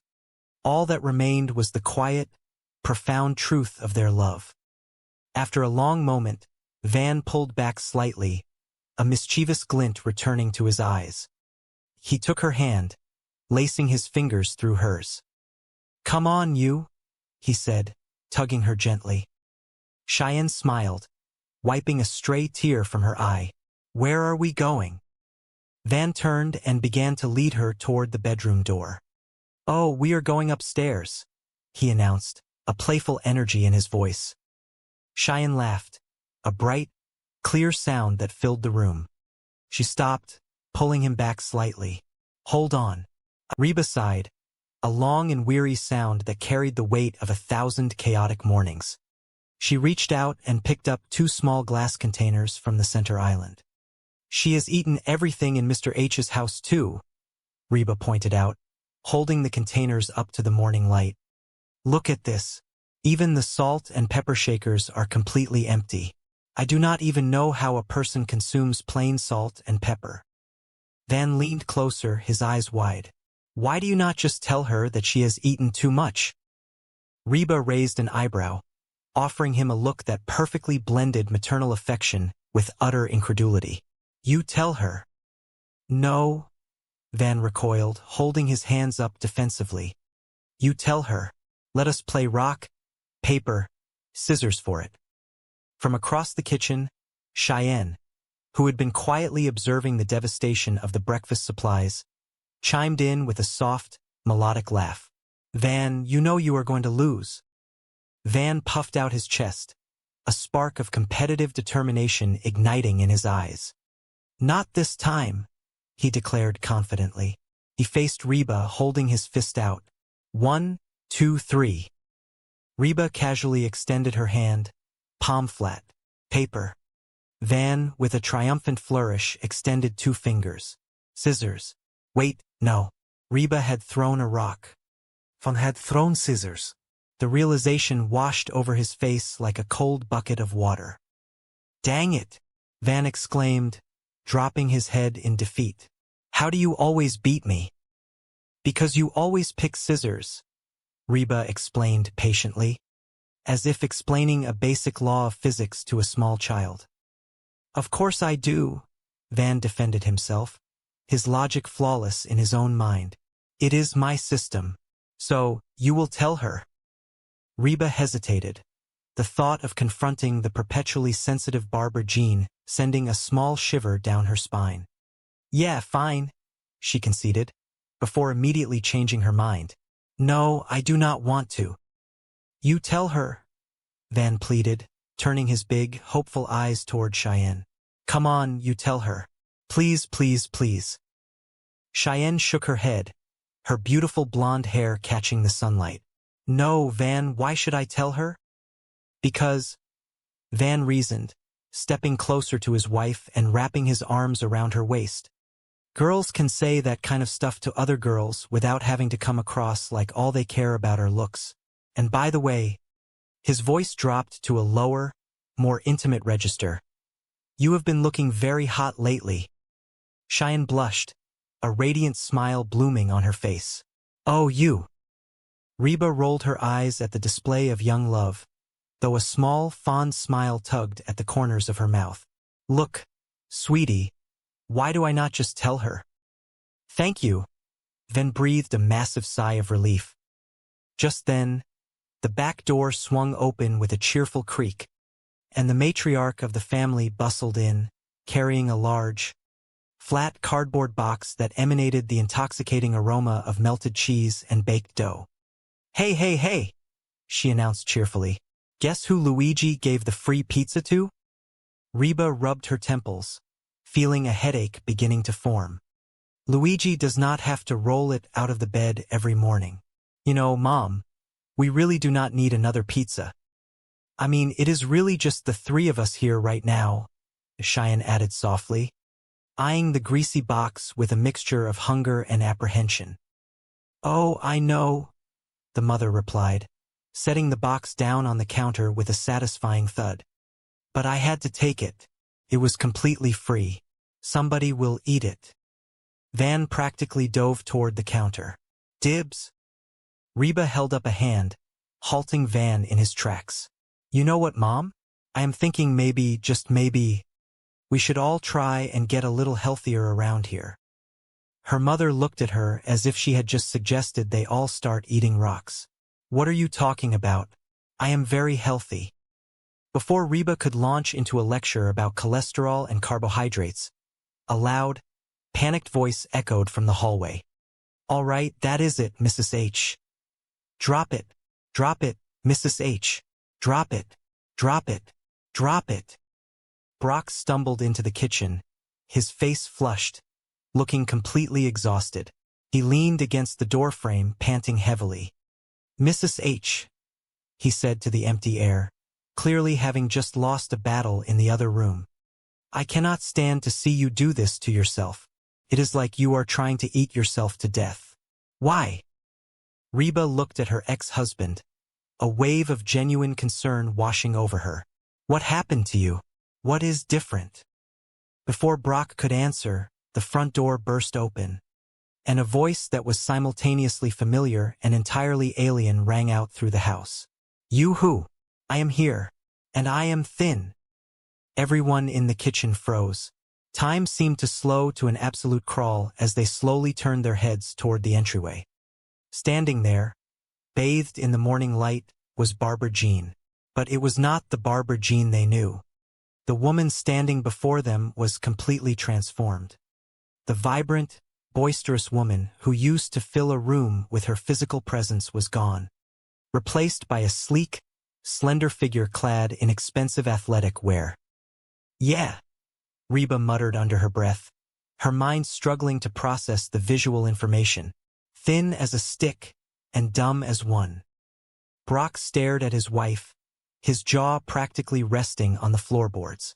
Yikes, he whispered. What is eating Cooper grape? Look at that. Her legs look like the number 10. Reba blinked hard, rubbing her eyes. Oh, thank God. It was just a nightmare. But the vision did not fade. Barbara Jean struck a pose, throwing her arms wide. You who? I am here, and I am thin. And the nightmare continues, Reba groaned inwardly. Barbara Jean, completely oblivious to the stunned silence radiating from her family, twirled into the center of the kitchen. She began to sing, her voice filled with a newfound, terrifying confidence. My roots are planted in the past. Though my life is changing fast, who I am is who I want to be. A single mom who works too hard, who loves her kids and never stops. With gentle hands and the heart of a fighter, I am a survivor. Kyra walked into the kitchen, completely ignoring the musical performance taking place, and sat down at the table. Mom, make us some pancakes. Reba shook her head, determined to reclaim control of the morning. No. I am making everyone a power smoothie. And this afternoon, I am taking a power walk. Kyra looked at her mother with utter disdain. A power walk? Oh, please do not forget your power cane. Van, that is not nice, Shen scolded gently, missing the target of the insult entirely. Mom does aerobics. She could shatter her hip. Reba glared at the two of them. And yet, in the blink of an eye, I can make you both completely homeless. Barbara Jean bounded over to the counter, her energy practically vibrating. Hey, everybody, I am here and I am. Oh, shut up and have a donut, Reba snapped, sliding a pastry box toward the newly slender woman. Barbara Jean laughed, a light, airy sound that grated on Reba's nerves. Oh, Reba, you are not still trying to lose weight by drinking those silly power smoothies, are you? Jordan, my personal trainer, says that those are absolutely loaded with hidden carbohydrates. Reba gripped the edge of the counter, trying to maintain her composure. Barbara Jean, I am all for adopting a healthy new lifestyle, but seriously, I mean, there has to be some sort of balance. She paused, noticing Van's stare. Little, could I take him? Reba winced, rubbing her lower back where it had applied a terrifying amount of pressure. He is big, but he is not as big as Dot. So, what do you think? Brock pressed, grabbing Reba by the shoulders. Is there something going on there? Reba looked at Brock's desperate, pleading eyes. She took a deep breath. Look, Brock. I was hoping that I could go down to the gym and check things out and come back and tell you that there is nothing to worry about. But she paused, remembering the way Jordan's hands had roamed, the way Barbara Jean had looked up at him with pure adoration. That is it, Brock whispered, releasing her. The color drained from his face. Reba, come on, Brock demanded, needing the painful truth. Okay, Reba relented. I do not know if they are having an affair or not, but if they keep working out like that, they might be having a baby. Brock staggered backward as if he had been punched. Man, I knew there was something going on. Just then, the front door swung open. Barbara Jean practically skipped into the room. You are welcome, Van replied happily. I am going to go make some telephone calls. He darted out of the room, fleeing the sudden tension. Brock, who had been silent for entirely too long, finally spoke up, his voice tight with an uncomfortable curiosity. So, Barbara Jean. Yeah? She turned to him, a radiant smile on her face. Is it true that when you lose a massive amount of weight you want to do, you know? Brock gestured vaguely with his hands, his face turning a deep shade of red. Bounce ka bounce. Hum. Cheyenne shouted, horrified, as Van peeked his head back into the kitchen. Oh, Cheyenne, do not be upset, Van said quickly, trying to soothe his wife. You are still very hot. You are like a bleached out Jan Brady. Yes, January Jan Brady. Cheyenne crossed her arms, her lower lip trembling slightly. I am Marcia. Marcia, Marcia, Marcia. Barbara Jean clapped her hands together, drawing the attention back to herself. So, Reba, I have a wonderful idea. You should come down to the gym and meet Jordan, my trainer. Seriously, he will completely change your life. I mean, he is so much more than just a personal trainer. He taught me how to work out properly and how to eat right. We go over the clothes I am going to wear, the movies I am going to see. Reba raised her eyebrows, deeply skeptical. Whoa, the movies you are going to see? What does that have to do with you getting in shape? Oh, nothing at all, Barbara Jean laughed cheerfully. We just have the exact same sense of humor. That Tim Allen just absolutely kills us. I mean, Whether he is playing a dog or Santa Claus, you just buy it. So, you will come meet Jordan. No, Reba answered flatly. Oh, come on, Reba, Barbara Jean pleaded, linking her arm through Reba's. I want my best girlfriend to meet my best boyfriend, she gasped, covering her mouth with her hand. Boyfriend? Oh, whoops, that came out completely wrong. Reba gently unlinked their arms, taking a deliberate step back. Oh, well, thanks anyway, but I am just going to be right here with my power smoothie. Delicious, just like drinking fruit gravy. Later that afternoon, the house had quieted down. Brock found Reba in the living room, folding a mountain of laundry. He looked pale, his shoulders slumped in defeat. Oh, hey, Barbara Jean, Brock said earlier to his wife, memory flashing back in his mind. Here you are. Listen, how would you like to go out and grab a quick lunch? Just the two of us. Oh, honey, I cannot, Barbara Jean had replied, grabbing her sleek gym bag. I am going to the gym. Well, cannot you skip it just this once? Brock had pleaded, desperation creeping into his voice. Come on. I will take you to that romantic French place you like so much. Really? Skip the gym and eat heavy French food? No confondu bras, she had laughed, practically dancing out the door. Brock relayed the story to Reba, pacing the length of the living room rug. Man, she blew me off again. All she ever wants to do is go down to the fitness gym and spend time with Jordan, her trainer. Reba folded a towel with precise, sharp movements. Exactly. Frankly, I like the new physical appearance, but the new attitude not so much. Brock stopped pacing and looked at Reba incredulously. Oh, that is really funny coming from you. Jordan is so great, Reba mocked softly, mimicking Barbara Jean's high-pitched tone. Jordan is so toned and funny. Well, I have news for you. Nobody is both toned and funny. Rob, you are overreacting, Brock said, though his own voice trembled with anxiety. Oh, really? Reba countered. Yeah, I think she might be having an affair with this guy, Brock finally admitted, the words tumbling out of his mouth like heavy stones. Barbara Jean with her personal trainer? I mean, sure, he is probably a better man than I am, better looking and much younger. But that is it, Reba interrupted, not wanting to hear Brock spiral any further into self-pity. Reba, I need you to help me out here, Brock begged, clasping his hands together. I want you to go down to the gym and see if there is anything going on between them. You know, spy on him for me. Reba dropped the towel she was holding, staring at Brock in absolute disbelief. No way, you know. Barbara Jean may have a very long list of faults, and I possess that list if you ever need a copy. But she is nothing if not fiercely faithful. Yeah, right? Brock scoffed bitterly. Up until now. But now that she is thin and hot, she has all kinds of new options. Look, Brock, if it is worrying you that much, be completely honest with her. Tell her exactly how you feel. Tell her that you just need a hug every now and then. Brock considered this for a moment, a sarcastic smirk pulling at his lips. Oh, now there is a great idea. See? Why, since my competition is a macho, highly muscular dude, I should definitely go the complete opposite way and appear all weak and whiny.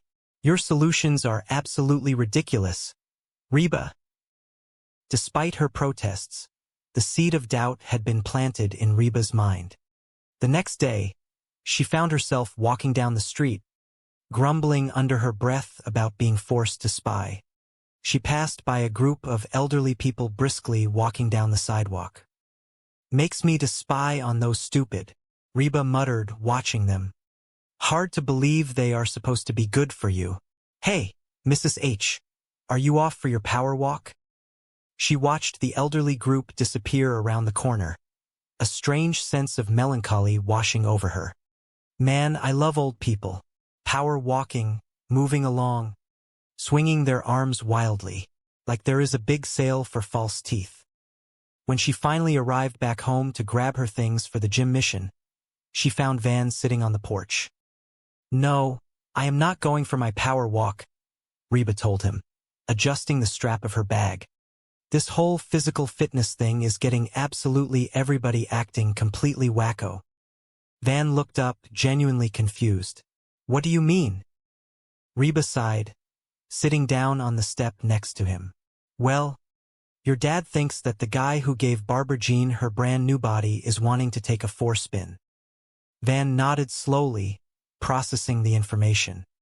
He probably does. What are you talking about?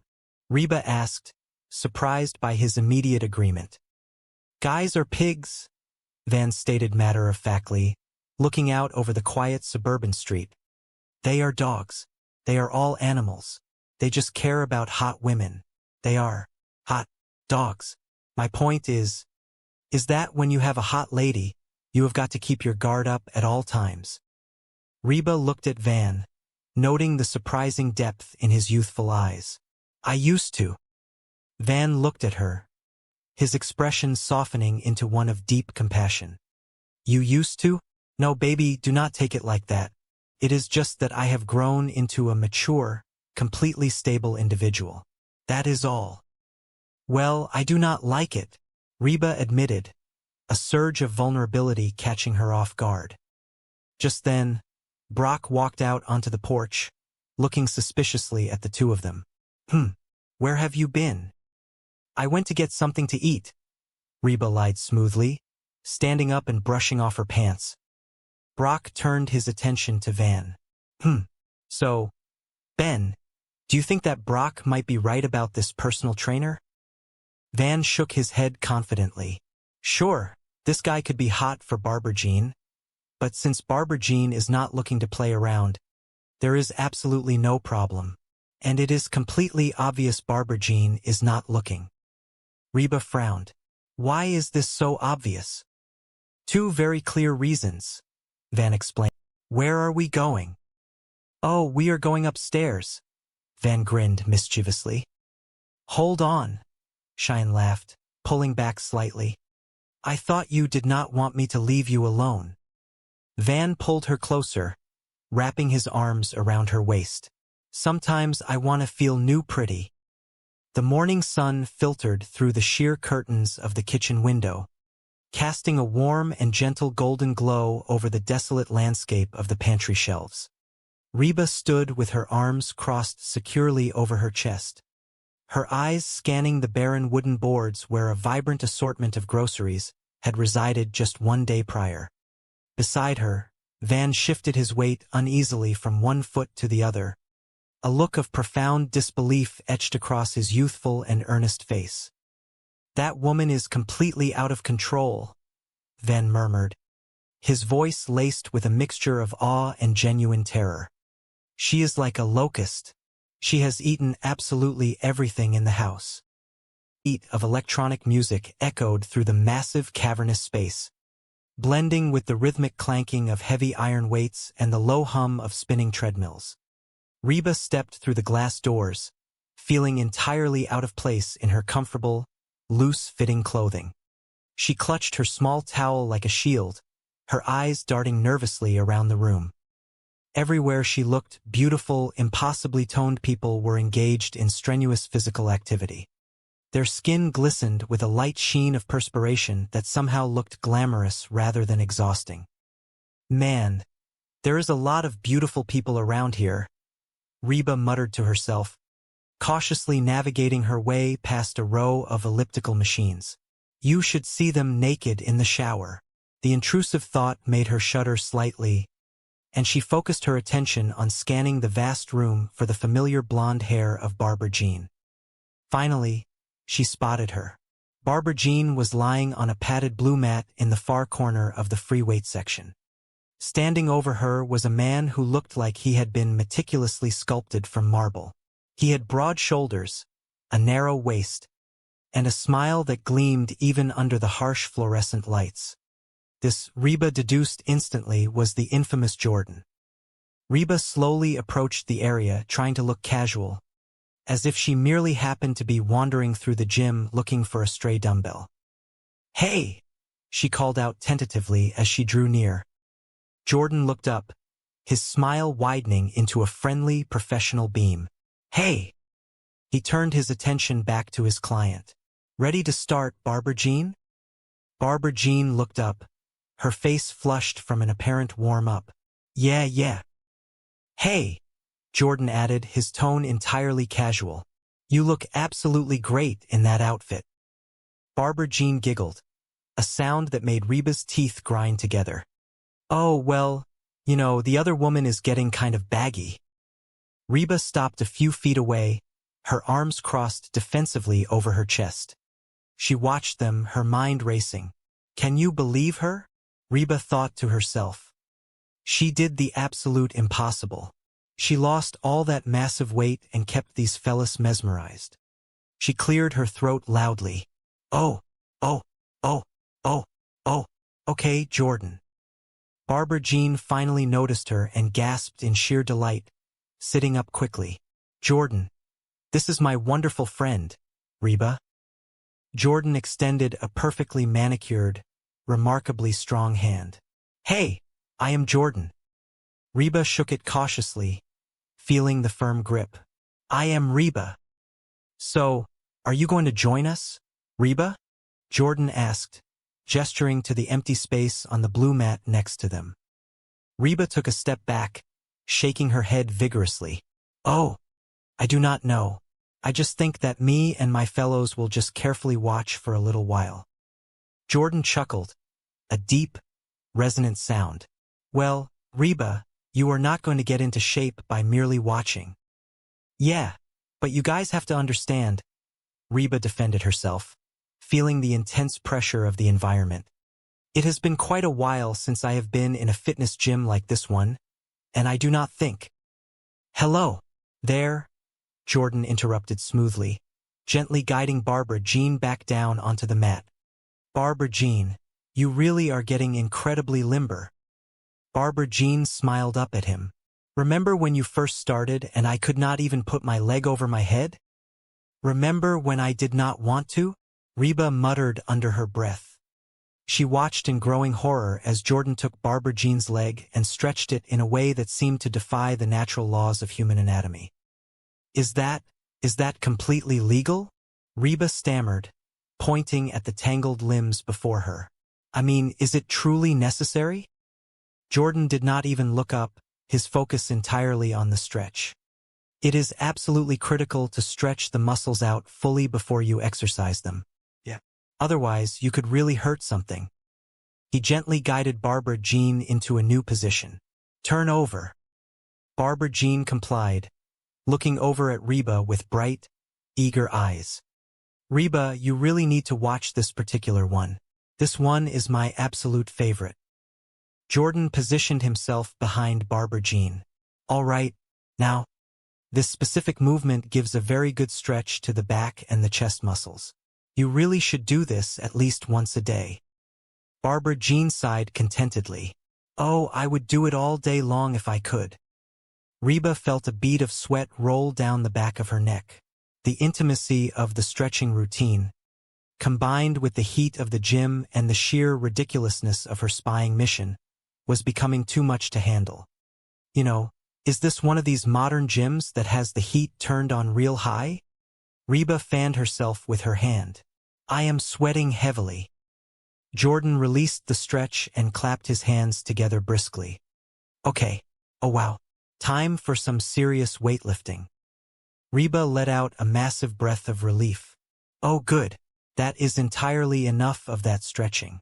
Hello, okay, knock this out. Yeah, okay, all right, you know, I think I have seen enough. She turned to leave, but Jordan's voice stopped her. So what do you think? Do you have any interest in getting a personal trainer of your own? Reba looked back at him, her expression deadpan. Only if he takes me out to a nice dinner first. Barbara Jean sat up, wiping her forehead with a small towel. Are you absolutely sure, Reba? Seriously, this is one of the absolute best relationships I have ever had. Reba swallowed hard, the word relationship echoing uncomfortably in her mind. Oh, I think Jordan has his hands completely full with just you. Jordan smiled, looking around the gym floor. Oh, you are a beginner, Reba. You will start with Dot. Dot! He called out across the room. Yeah, this is Reba. She seems a little tense. I would spend some extra time on the stretching with her. A woman who appeared to be carved out of solid granite stepped out from behind a weight rack. She looked at Reba with eyes that held zero mercy. Hey, get down there on the mat. Reba swallowed hard, realizing her spying mission had just taken a very physical turn. An hour later, Reba returned home, her muscles aching in places she did not even know existed. She found Brock pacing the living room, a look of desperate anticipation on his face. So, did you see him? Brock demanded the moment she walked through the door. What is he like? Is he little? Could I take him in a fight? Reba slumped onto the sofa, groaning softly as her hamstrings protested the movement. He is big, but he is not as big as Dot. Brock waved away the confusing reference. So, what do you think? Is there something romantic going on there? Reba took a deep breath, looking her ex-husband straight in the eye. Look, Brock. I was truly hoping that I could go down to the fitness gym and check things out quietly and come back here and tell you that there is absolutely nothing to worry about. But that is it? Brock whispered, all the color draining from his face. Reba, come on. Brock pleaded, needing to know the worst. Okay, Reba relented, running a hand through her messy hair. I do not know for certain if they are having a romantic affair or not, but if they keep working out together like that, they might just be having a baby. Brock collapsed into an armchair, burying his face in his hands. Man, I knew it. I knew there was something going on. Later that evening, Barbara Jean finally returned from her extended gym session. She breezed through the front door, her energy still obnoxiously high. Hey, everybody. I am here, and I am saying well. She spotted Brock sitting stiffly on the sofa. Oh, une. Brock stood up, his jaw set tightly. Do not you hi honey me. Barbara Jean stopped in her tracks, her cheerful smile faltering. What are you talking about? Brock crossed his arms, his voice shaking with a mix of anger and hurt, staring unblinkingly at Barbara Jean. Will you stop staring at her? Van blinked, seemingly pulling himself out of a deep trance. What? We have been staring at her for like the past 2 hours. Well, she is pretty. Barbara Jean gasped, touching her chest in delight. I am pretty? Well, of course you are. Van backpedaled, trying to sound diplomatic. You have always been pretty, but she is a completely new kind of pretty. Reba looked at Van with a mixture of pity and amusement. Oh, Van. That is such a funny story you can tell to your next wife. Barbara Jean stepped closer to Van, her eyes shining.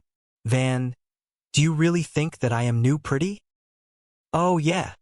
Van nodded enthusiastically, completely missing the danger signs flashing in the room. You are like a bleached-out Halle Berry. Thank you, Barbara Jean beamed. Gordon and I are absolutely not having an affair. He is gay. The silence that followed was absolute and profound. Brock stood frozen, his hands still pointing mid-air. What? Brock squeaked out, the wind completely knocked out of his sails. Barbara Jean turned her attention to Reba, her eyes flashing with a sudden, fierce indignation. Reba, do you honestly think I would ever let a straight man grab my breasts? Reba choked on the sip of water she had just taken.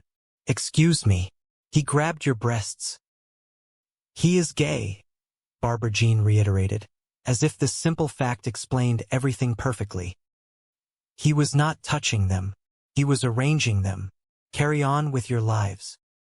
She turned to leave the room, but then stopped and spun back around, her expression suddenly serious and hurt. No.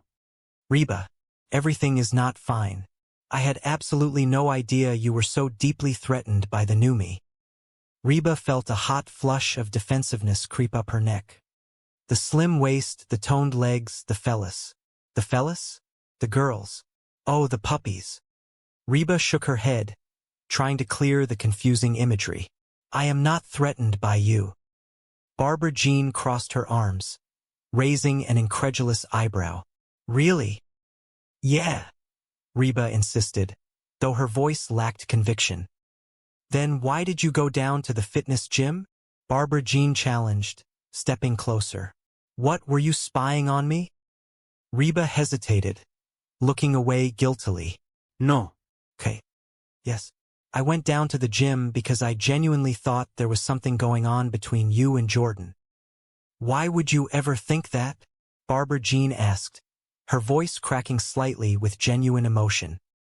Reba sighed, the truth finally bubbling up to the surface. Because you have changed. I have not, Barbara Jean denied immediately. Yes, you have, Reba countered softly. Ever since you lost all that massive weight, you are pushy and obnoxious, and you always want to be the absolute center of attention. Barbara Jean stared at her for a long moment before a small, self-deprecating smile touched her lips. Hello? I have always been exactly that way. From the corner of the room, Brock nodded slowly. She kind of got a valid point right there. Reba let out a short, surprised laugh. Yeah, well, something has changed, Barbara Jean. Yeah, Barbara Jean agreed softly, looking down at her perfectly manicured hands. The way you guys look at me, I am still the exact same Barbara Jean I always was. I am just significantly less winded when I walk up the stairs. Reba felt a sharp pang of guilt. She looked at the woman standing before her, stripping away the sleek clothes and the toned muscles, and saw the exact same vulnerable, eager-to-please person she had always known. I know she might be right. Could be us. Brock stepped forward, reaching out to gently touch Barbara Jean's arm. I am very sorry, honey. Reba just got me all worked up with her stories. Reba glared at Brock before turning back to Barbara Jean. That is, look, Barbara Jean, the absolute truth is I think I went down to the gym today almost hoping that I would find you doing something completely wrong. You know, anything. So I could feel superior to you and your brand new skinny butt. So, I am genuinely sorry.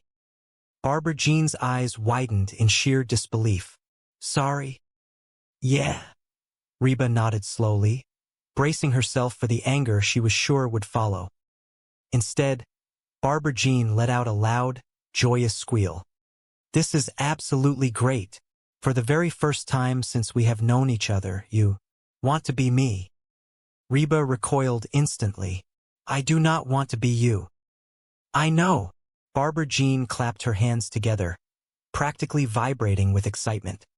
It is even better. You want to look exactly like me.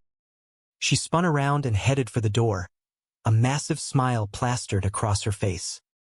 Hey, where are you going? Reba called out after her, entirely bewildered by the reaction. Just going to go grab something healthy to eat, Barbara Jean called back cheerfully. I will see you next year. Upstairs, far removed from the dramatic confrontation in the living room, Van sat on the edge of the bed, intensely focused on a video game playing on the small television monitor. The door opened slowly, and Cheyenne walked in, carrying a large, brightly colored shopping bag. Hey, buddy, Van said, not taking his eyes off the screen. What are we watching? No, we are not, Cheyenne said softly, a nervous edge to her voice. Van paused the game, turning to face his young wife.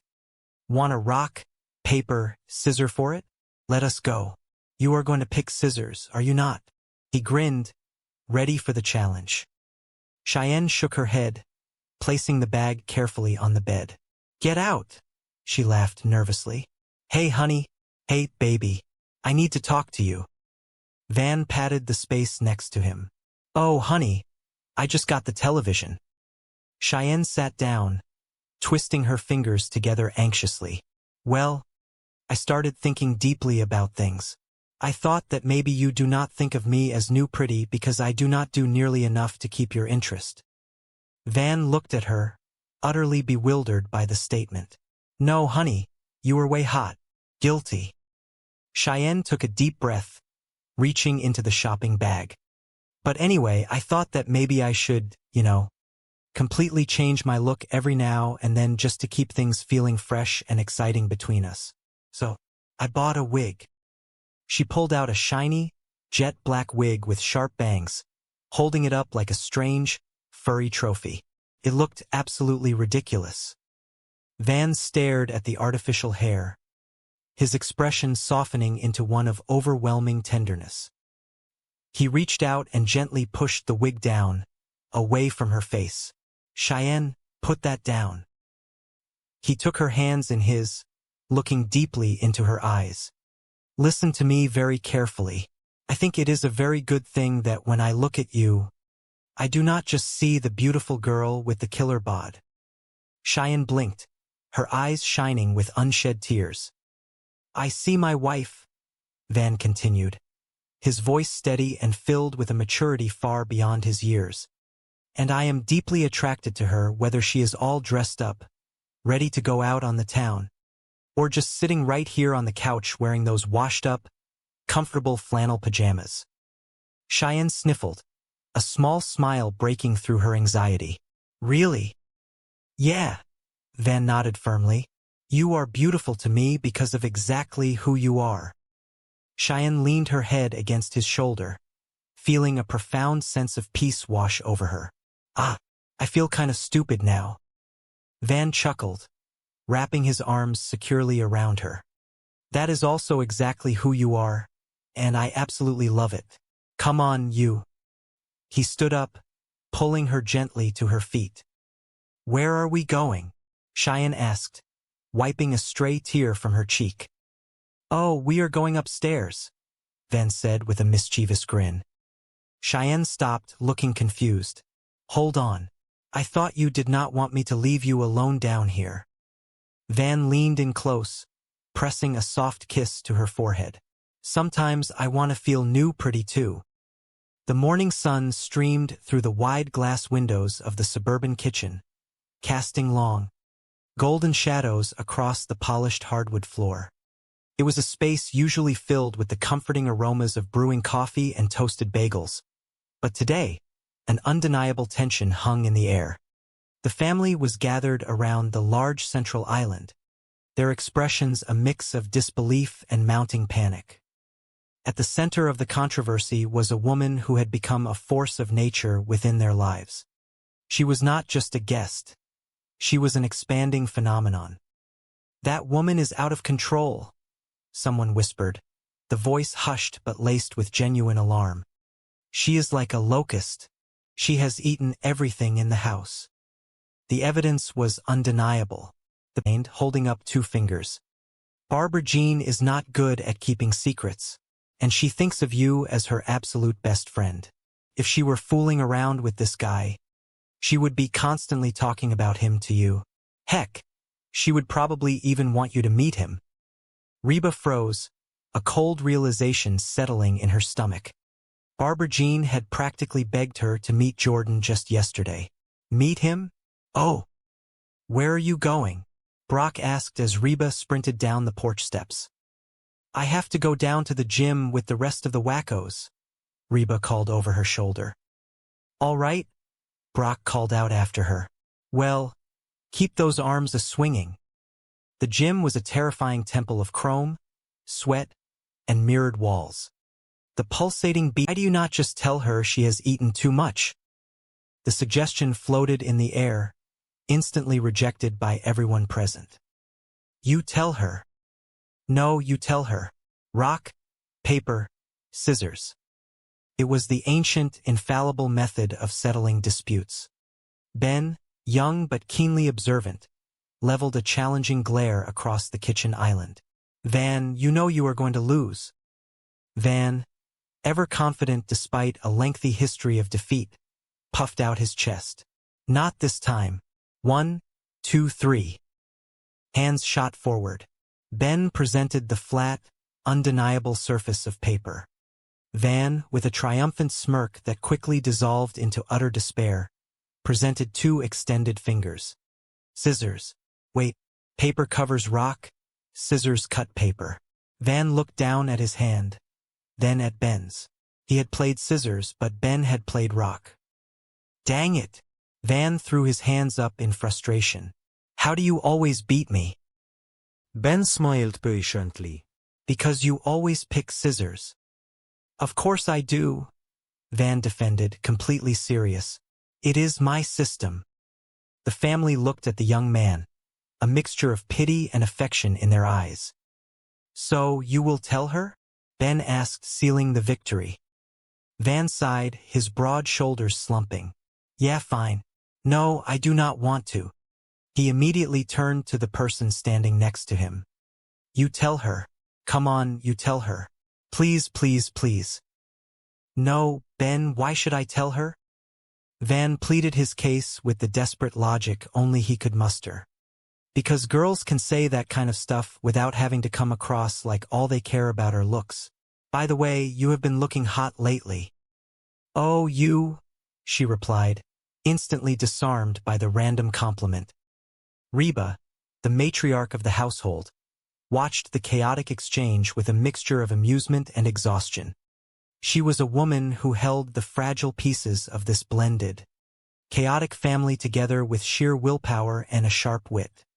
She stepped forward, wiping her hands on a dish towel. Look, sweetie, why do I not tell her? Reba offered, deciding it was best to handle the delicate situation herself before Van accidentally caused a major emotional incident. Thank you, the family exhaled in collective relief. Before Reba could formulate a polite, non-offensive way to suggest a diet, the back door swung open with a dramatic flourish. Hey, hey, hey! It was Barbara Jean. She burst into the kitchen like a bright, noisy parade, her face flushed with excitement and triumph. In her arms, she carried a massive, flat cardboard box. The unmistakable aroma of baked cheese and rich tomato sauce wafted through the room. Guess who Luigi gave the free pizza to? Barbara Jean beamed, setting the heavy box down on the counter with a satisfying thud. Luigi does not have to roll it out of the bed every morning. Reba looked at the pizza, then at Barbara Jean's enthusiastic face. You know, Mom, we really do not need another pizza. I mean, it is really just the three of us. Barbara Jean waved off the concern with a flick of her wrist. Oh, I know, but I had to take it. It was free. Somebody will eat it. Almost on cue, a voice called out from the hallway. Oh, dibs. Reba massaged her temples, feeling a headache beginning to bloom. The household was a constant cycle of consumption and chaos. She looked at Barbara Jean, deciding this was the moment to gently introduce a new philosophy. You know what, Mom? Reba began, her voice calm and encouraging. I am thinking maybe we should all try and get a little healthier around here. Barbara Jean stopped mid-reach for a slice of pepperoni, looking entirely bewildered. What are you talking about? I am very healthy. The scene shifted abruptly later that week, the tension regarding Barbara Jean's habits finally reaching a boiling point with Mr. H. Brock. He had watched the endless parade of snacks and free pizzas until he simply could not take it anymore. All right, that is it, Mrs. H. Drop it, Brock demanded, his voice echoing in their living room. Drop it, Mrs. H. Drop it, drop it, drop it. Barbara Jean froze, holding a pastry halfway to her mouth. Drop it, Brock pleaded, his tone shifting from anger to genuine concern. Monsieur H.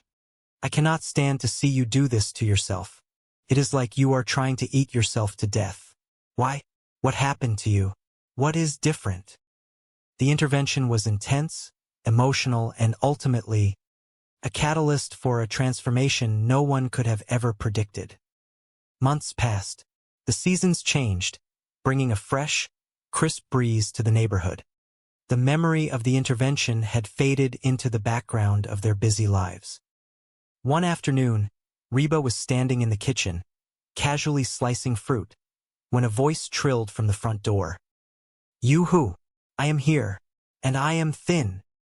Reba paused, the knife hovering over an apple. She walked into the living room, and the breath caught in her throat. Standing there, radiating an entirely new kind of energy, was Barbara Jean. But it was a Barbara Jean that defied logic. The woman who had once been known for her robust figure and insatiable appetite had completely vanished. In her place stood a slender, toned, and strikingly glamorous woman. Van, who was sitting on the couch, dropped his jaw. Yeah, thin as a stick and dumb as one. Brock walked into the room, stopping dead in his tracks. Yikes, what is eating Cooper grape? Look at that. He gestured toward himself standing next to the new Barbara Jean. They look like the number 10. Reba blinked rapidly, rubbing her eyes. Oh, thank God it was just a nightmare. Yoo-hoo, I am here, and I am thin, Barbara Jean repeated, doing a small, joyful twirl. And the nightmare continues, Reba muttered to herself. Deep down, Reba knew she was navigating uncharted waters. Her life was a constant exercise in adaptation. As she walked back to the kitchen, a familiar tune played softly in her mind, a comforting anthem for her resilient spirit. My roots are planted in the past, though my life is changing fast. Who I am is who I want to be. A single mom who works too hard, who loves her kids and never stops. With gentle hands and the heart of a fighter, I am a survivor. The next morning, Reba was on a mission. If Barbara Jean could transform her life, Reba could certainly instill some discipline in her own household. The loud whirring of the blender dominated the kitchen. Mom, make us some pancakes, Ben pleaded, sliding into his chair at the breakfast table. Reba turned off the blender, pouring a thick, green concoction into several glasses. No, I am making everyone a power smoothie. And this afternoon, I am taking a power walk. Van looked up from the sports section of the newspaper, a skeptical eyebrow raised. Power walk? Oh, forget your power cane. Van, that is not nice, Cheyenne scolded her husband. Mom does aerobics. She could shatter her hip. Reba placed the green smoothies in front of them with a firm thud. And yet, in the blink of an eye, I can make you both homeless. Just as Ben and Van were cautiously sniffing their smoothies, the front door chimed its familiar greeting. Hey, everybody. I am here and I am. Oh, shut up and have a donut, Reba called out playfully, anticipating Barbara Jean's newly adopted grand entrance. Barbara Jean glided into the kitchen, wearing a sleek, form-fitting workout outfit that looked like it belonged on the cover of a fitness magazine. She looked vibrant, energetic, and undeniably beautiful. Oh, Reba, Barbara Jean chuckled, noticing the green sludge in the glasses. You are not still trying to lose weight by drinking those power smoothies, are you? Jordan, my trainer, says that those are loaded with hidden carbs. Reba forced a smile. Barbara Jean, I am all for adopting a healthy new lifestyle. But seriously, I mean, there has to... Oh man, did you honestly think that I would not find out about you and Jordan? Barbara Jean looked completely bewildered. What? We were just working out. It was perfectly innocent. Brock turned to Reba, who was silently observing from the kitchen counter. Reba, tell him what you saw. Reba immediately held her hands up in surrender, backing away slowly. I do not want to get involved in this. She said you are having an affair, Brock accused, pointing a trembling finger at his wife. Barbara Jean gasped, looking deeply offended. Any more than I already am? Okay. Listen to me. George cannot stand to see you do this to yourself. It is like you are trying to eat yourself to death. Why? What happened to you? What is different? Suddenly, a booming, impossibly cheerful voice echoed through the dream space. Yoo-hoo! I am here, and I am thin. Reba whipped around to see a towering figure, practically glowing with unnatural radiance. Yeah, thin is a stick and dumb is one. Yikes! Attention to Reba, her eyes flashing with a mix of anger and profound hurt. Reba, do you honestly think I would let a straight man grab my breasts? Brock's head snapped up. The anger returned, sudden and fierce. Excuse me. He grabbed your breasts. Barbara Jean sighed, rolling her eyes with extreme exasperation. She waved a hand dismissively. He is gay. He was not touching them. He was arranging them. She let out a long, frustrated breath, gesturing toward the door. Carry on with your lives. She turned and began to walk away, the spring completely gone from her step. But the silence she left behind was heavy, laden with unresolved tension and unspoken truths. She stopped at the edge of the hallway and slowly turned back around. The hurt in her eyes was palpable. No, Reba, she said, her voice trembling slightly. Everything is not fine. She crossed her arms, holding herself defensively. I had no idea you were so threatened by the new me. The slim waist, the toned legs, the phallus.